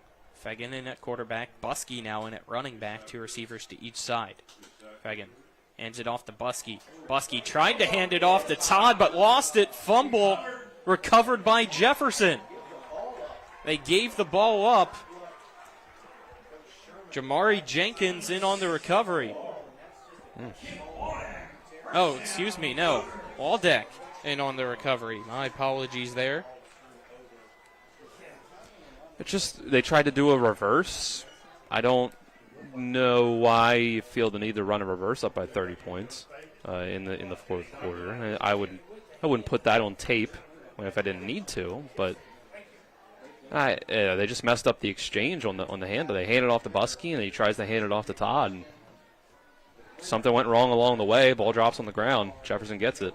It's a ball at the 24-yard line for Jefferson's offense, now back out on the field. Eric gets a snap, and the play's blown up immediately. White, I believe Kovacs and Buskey there on the play. A loss of 5. Ball now at the 29-yard line, making it a 2nd and 15.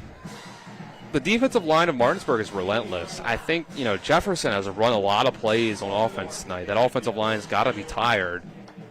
And it seems like Martinsburg's defensive line is not tired, or at the very least less tired, because they are still keeping up the energy. 2 receivers to the right, 1 to the left.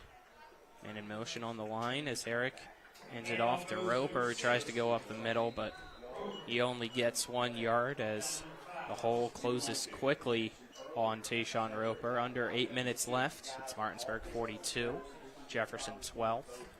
That play was all Nick Buskey coming down and shedding the block from the guard. Great play by him. You haven't seen him a whole lot at running back in the second half, but he's been great at linebacker. 3rd and 14 at the 28-yard line. Jefferson getting the play call in from the near sideline.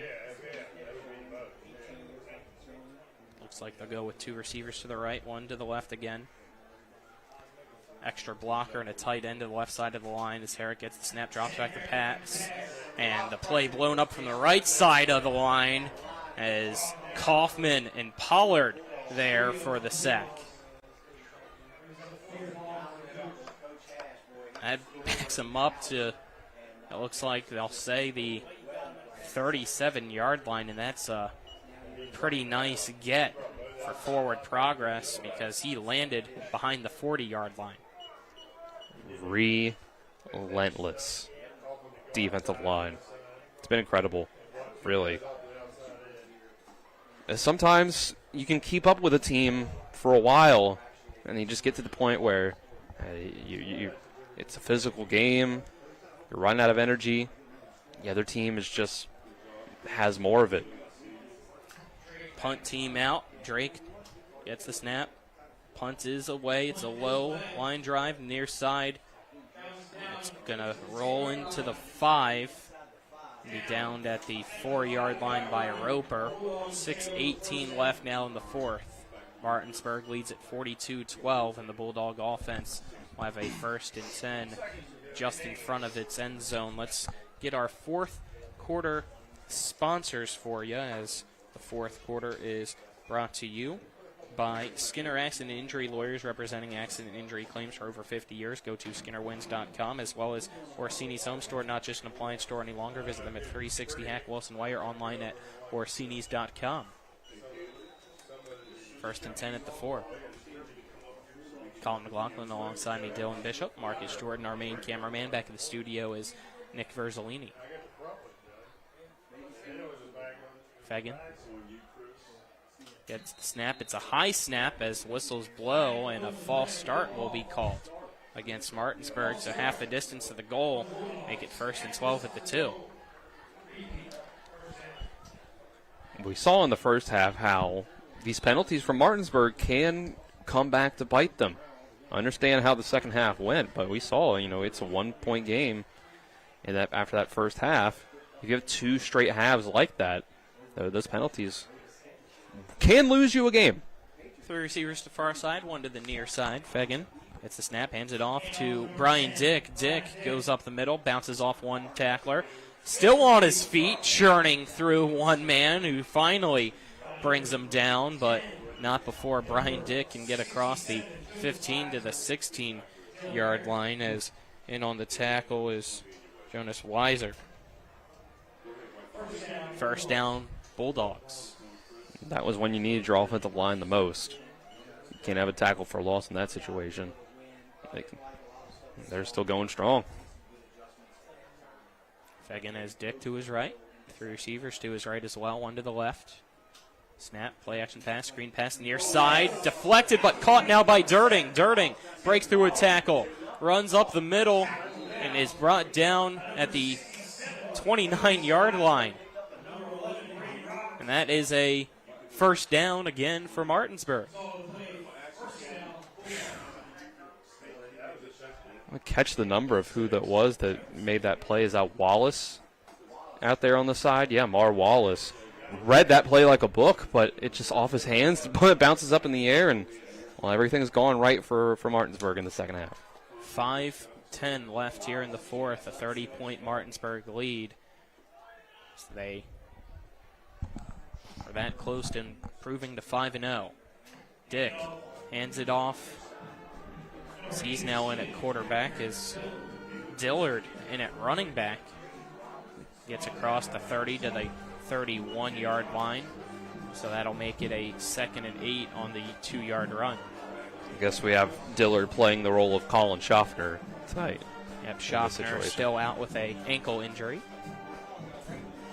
As the rest of the second strings now coming out onto the field for Martinsburg as they can taste victory, surviving here after a first half scare. It was 7-6 at halftime. Which just shows you time of possession. Those things kind of matter. Dick gets the snap, keeps it himself, runs right up the middle, splits through the hole, and is off on the near side at the 40. 35, finally brought down at the 30 as Jamari Jenkins is the tackler for Jefferson, but That's a huge run for Brian Dick. He's having a fantastic night. First down, Martinsburg. Clock stops with 4:11 left in regulation. He's only gotten a handful of carries, but I think now 5 of them, 69 yards total, nice. And the 39 of them on that one. So he has had a nice time. First and 10, 2 receivers now to each side for Brian Dick as Dillard lined up to his right. Ball at the 30 of Jefferson. Man in motion's Wally. Jet sweep to Wally from Dick from left to right. Wally somehow gets through one tackle, stays on his feet as he stumbles, keeps himself up with his hand, and then goes forward for about 4 yards, stopped just shy of the 25 at the 26-yard line for a 2nd and 6 as the clock now at 3.5 minutes left. Just continues to tick away.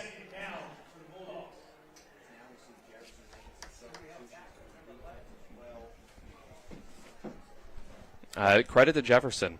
They put up a fight in that first half.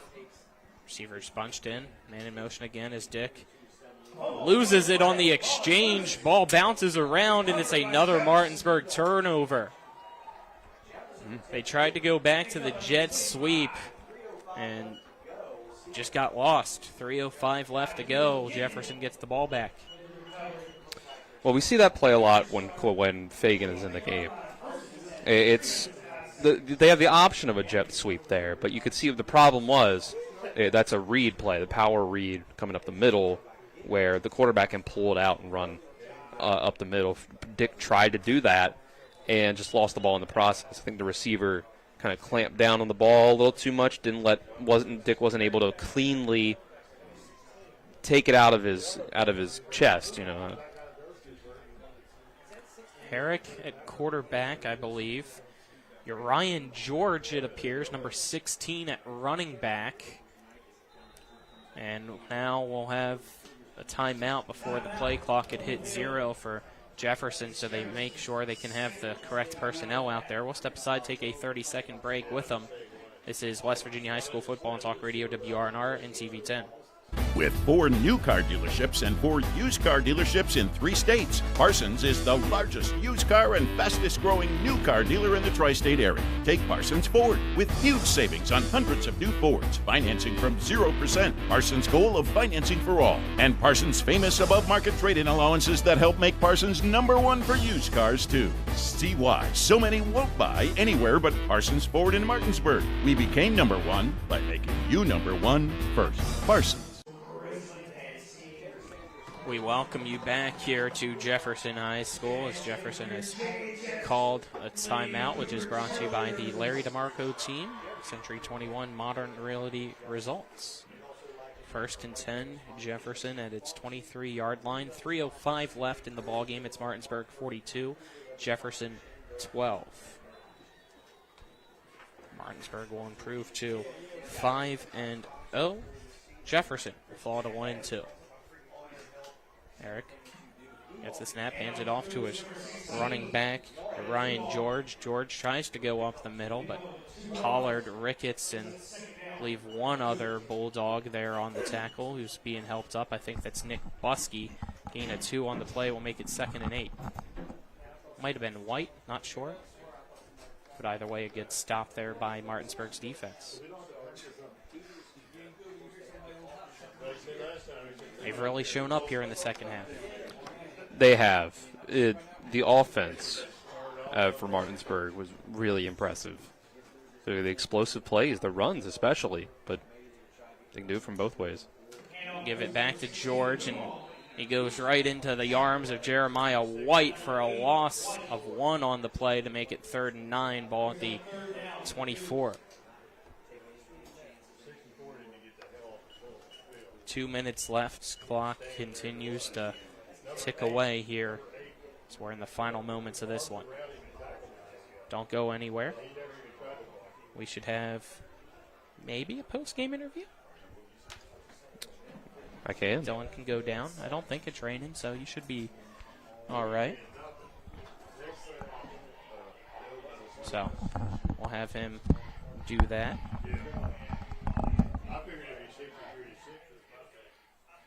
minute and a half left, as slowly breaking the huddle is Jefferson.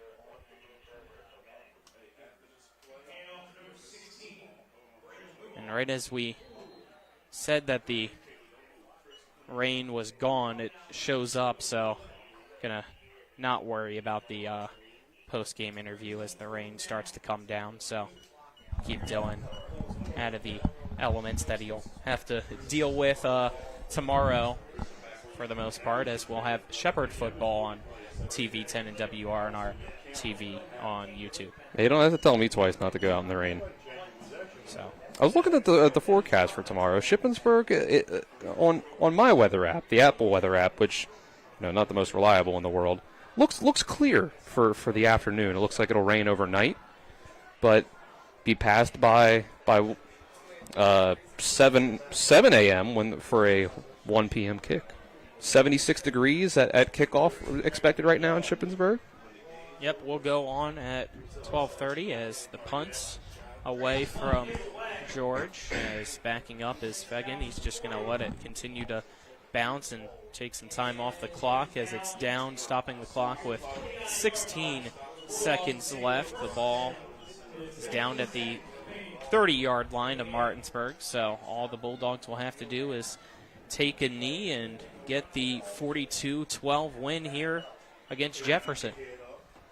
Which, you probably did not expect at halftime when it was 7-6, 35-6 difference in the second half. And of course, by the way, there was a holding penalty called during that play, so add one more to the total against Martinsburg. Dylan, if you will. Unbelievable. That's never happened before. I sense some sarcasm in that. It's like the old Dan Le Batard bit when they would put questions up on the poll. If it was ever 50-50, every time it'd say, wow, it's the first time ever. It's never happened before. That's how I feel about Martinsburg holding penalties now. And the knee is taken. Players begin to shake hands, as that's the ball game. Martinsburg survives Shenandoah Junction, walking out with a 42-12 win against Jefferson to improve to 5-0. Jefferson will fall to 1-2, as next week Jefferson will head to Hedgesville. Martinsburg will have its final home game of the season against Musselman, as both teams start the handshake lines. We'll step aside, take a 2-minute break, and be back for the Palace Lounge post-game show. This is West Virginia High School Football on Talk Radio, WRNR, and TV 10. WVU Medicine and the WVU Cancer Institute remind you that September is Prostate Cancer Awareness Month. In the United States, 1 in 8 men will be diagnosed with prostate cancer. Because prostate cancer tends to grow very slowly and doesn't cause symptoms, many never know they have it until they get tested. WVU Medicine encourages men 56 years and older, or who are at high risk for prostate cancer, to speak with a provider about this important screening.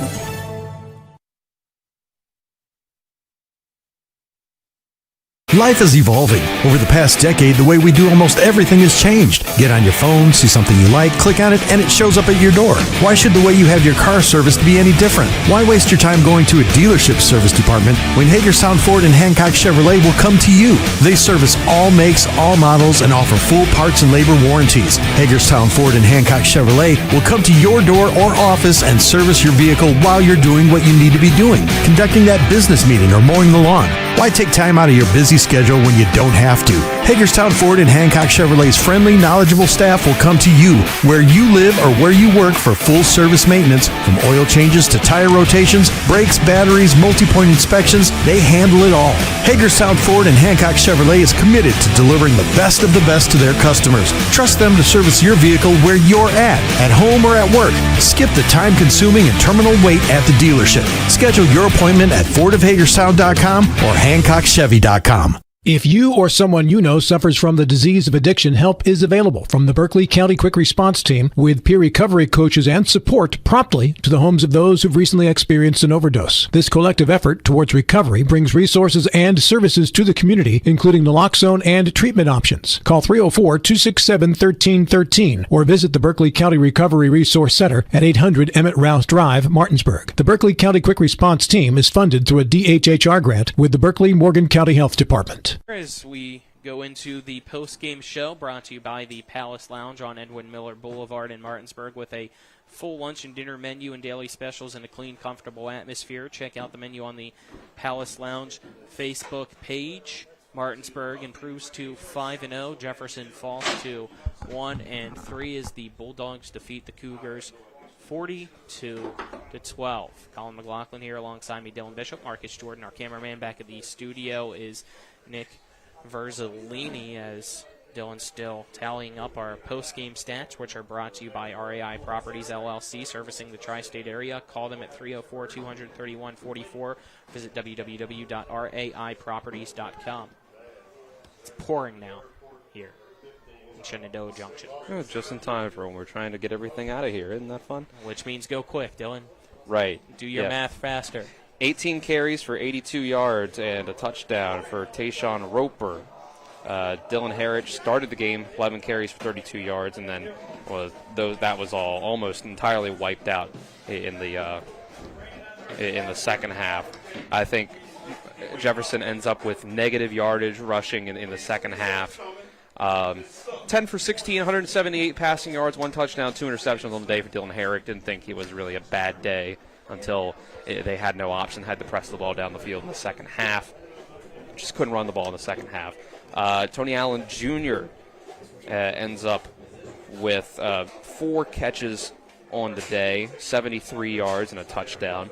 For Martinsburg, Coy Fagan goes 10 for 12 passing, 149 passing yards, 2 passing touchdowns, 12 carries, 177 rushing yards, and 3 rushing touchdowns. Nick Buskey, 7 carries for 85 rushing yards. Brian Dick, 6 carries for 69 rushing yards. Kyrie Bunny, leading receiver, 4 catches for 95 yards and 2 receiving touchdowns. And 1.5 million penalty yards, I think, unofficially. Unofficially. We'll just leave it at that. I think maybe 175 in the end, 165 Still unofficially, still really bad.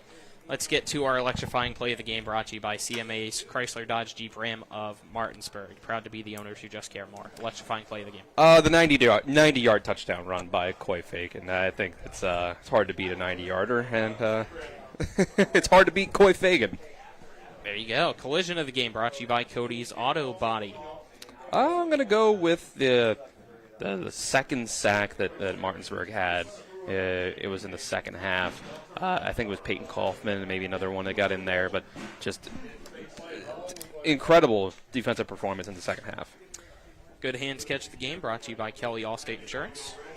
The 29-yard touchdown, second touchdown of the day for Kyrie Bunny. Just the jump ball went up there. Bunny's down there somewhere type of play. And just fantastic play all around. Player of the game, brought to you by CMA's Martinsburg and Winchester dealerships. Proud to be the owners who just care more. Maybe it'll be the Coy Fagan Memorial Player of the game at this point, because you right off the stats that I had. He had 149 passing yards, 177 rushing yards, 5 total touchdowns. All right, there you go. That wraps it up here at Jefferson High School. Again, final score, Martinsburg 42, Jefferson 12. For Nick Verzolini, Marcus Jordan, Dylan Bishop, I'm Colin McLaughlin, signing off for this one. See you again next week. I'm Jonathan Bodwell, Bodwell Insurance Solutions, your local Medicare and life insurance agency. We are here to help you navigate the Medicare maze. We represent all of the major carriers, and you do not pay any more to go through us than if you go directly through a carrier. But if you go through us, you have a local professional to help you with all your Medicare needs, not a voice that could be in some other part of the world. Bodwell Insurance Solutions, your local Medicare agency. BodwellInsuranceSolutions.com or 304-283-0864. Did you know that anybody can have lunch at Berkeley Senior Center? Hello, this is Amy Orndorff, Executive Director at Berkeley Senior Services. We serve a healthy, nutritious, and delicious lunch 5 days a week at 217 North High Street in Martinsburg. For seniors age 60 and up, the charge is by donation only, and for those under 60, it's just $7.25. And while you're here for lunch, take a look at all of our great programs and activities. Find out more, including our daily menu, at berkeleyseniorservices.org or by calling 263-8873. We look forward to serving you. Mayhem is everywhere. I'm your new bangs, and you can't stop staring at me. That's it. Just tilt the rearview mirror over here. And while you're checking me out more times than a library book, your car is wandering into that lane over there. More bangs. Neat. And if you've got cut rate insurance, you could be paying for this yourself. So get Allstate. Call Martinsburg Allstate agent Gary Kelly today at 304-263-4596. This is John Hardy. I'm asking for your support to elect me as Berkeley County Commissioner. I have had the privilege to serve in the West Virginia Legislature for the past 6 years and will use my experience to serve Berkeley County better. I will continue working at the state and county level to improve our local road systems, control residential growth, and remove inequitable local fees. John Hardy, lifelong resident, local businessman, effective leader, and proven fiscal conservative. Vote John Hardy for Berkeley County Commission on November 5th. Paid for by candidate. We welcome you into the post-game scoreboard show. I'm your host, Nick Verzolini. After a big second half for Martinsburg as they end up getting the win 42-12 over Jefferson, but overall, probably their toughest game of the season so far. No, not really probably. It definitely was. It was only 7-6 at halftime, Martinsburg in the lead, but we saw what we expected from the Bulldogs, I feel like, in that second half. But Jefferson still put up a good fight and has shown some improvement. Spring Mills continues its undefeated season and scoreless streak in terms of, or shutout streak, I guess I should say. 64-0 win for the Cardinals against North Hagerstown tonight. Washington with somewhat of a statement win tonight over Hedgesville, 42-7. So the Patriots are 4-1.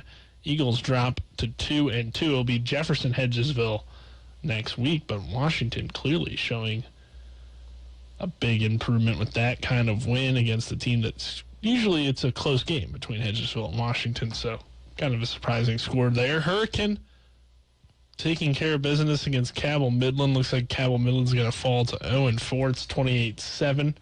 Hurricane on top. Fairmont Senior, despite being the smaller school, is going to get a win over University tonight. It's 49-7, Fairmont Senior. Apologize there for my typo. It is not 14-1. It is 14-12 between Spring Valley and George Washington. As good game between those two schools. Spring Valley has been a team that's allowed a lot of points this season, so a little bit surprising that just a 2-point game there. Morgantown getting a win tonight over Buchanan Upshur, 49-6. And Hampshire, more Eastern Panhandle scores. They actually end up falling as that game has gone final now, 21-13 to Kaiser. But Trojans were in a good one with the Golden Tornadoes tonight. So that will do it for our post-game scoreboard show. Once again, I'm Nick Verzolini, saying so long here from the studio. Again, we'll have Shepherd Rams football for you on TV 10 tomorrow with a 1 p.m. kickoff as the Rams travel to Shippensburg. 12:30 pregame show. This is West Virginia High School football on TV 10 and WRNR TV on YouTube, as well as Talk Radio, WRNR.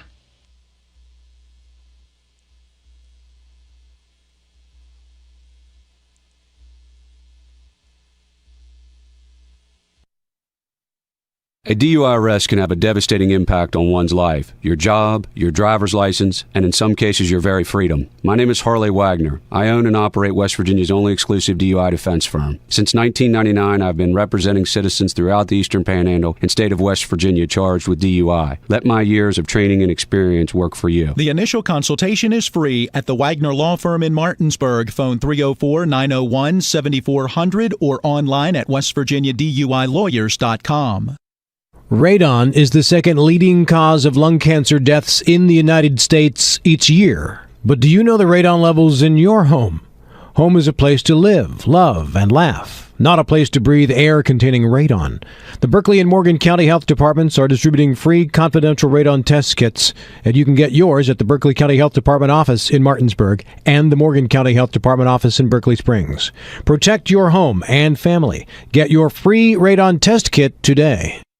Life is evolving. Over the past decade, the way we do almost everything has changed. Get on your phone, see something you like, click on it, and it shows up at your door. Why should the way you have your car serviced be any different? Why waste your time going to a dealership service department when Hagerstown Ford and Hancock Chevrolet will come to you?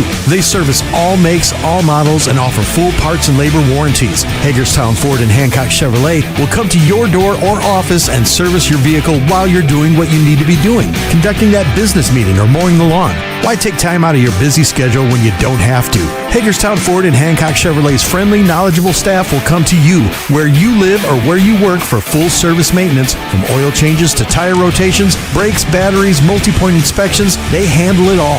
Hagerstown Ford and Hancock Chevrolet is committed to delivering the best of the best to their customers. Trust them to service your vehicle where you're at home or at work. Skip the time-consuming and terminal wait at the dealership. Schedule your appointment at fordofhagerstown.com or hancockchevy.com. And that concludes today's postgame show.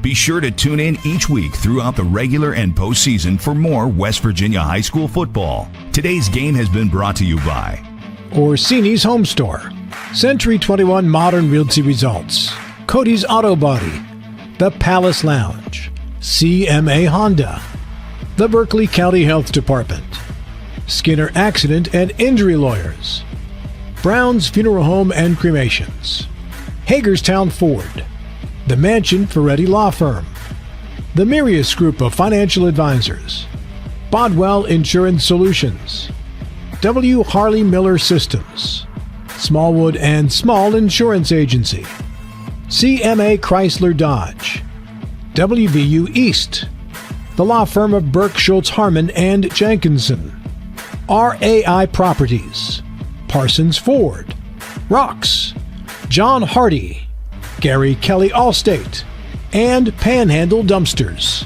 For the best in high school, college, and NFL coverage all season long, keep it tuned in to Talk Radio WRNR Martinsburg. All rights reserved.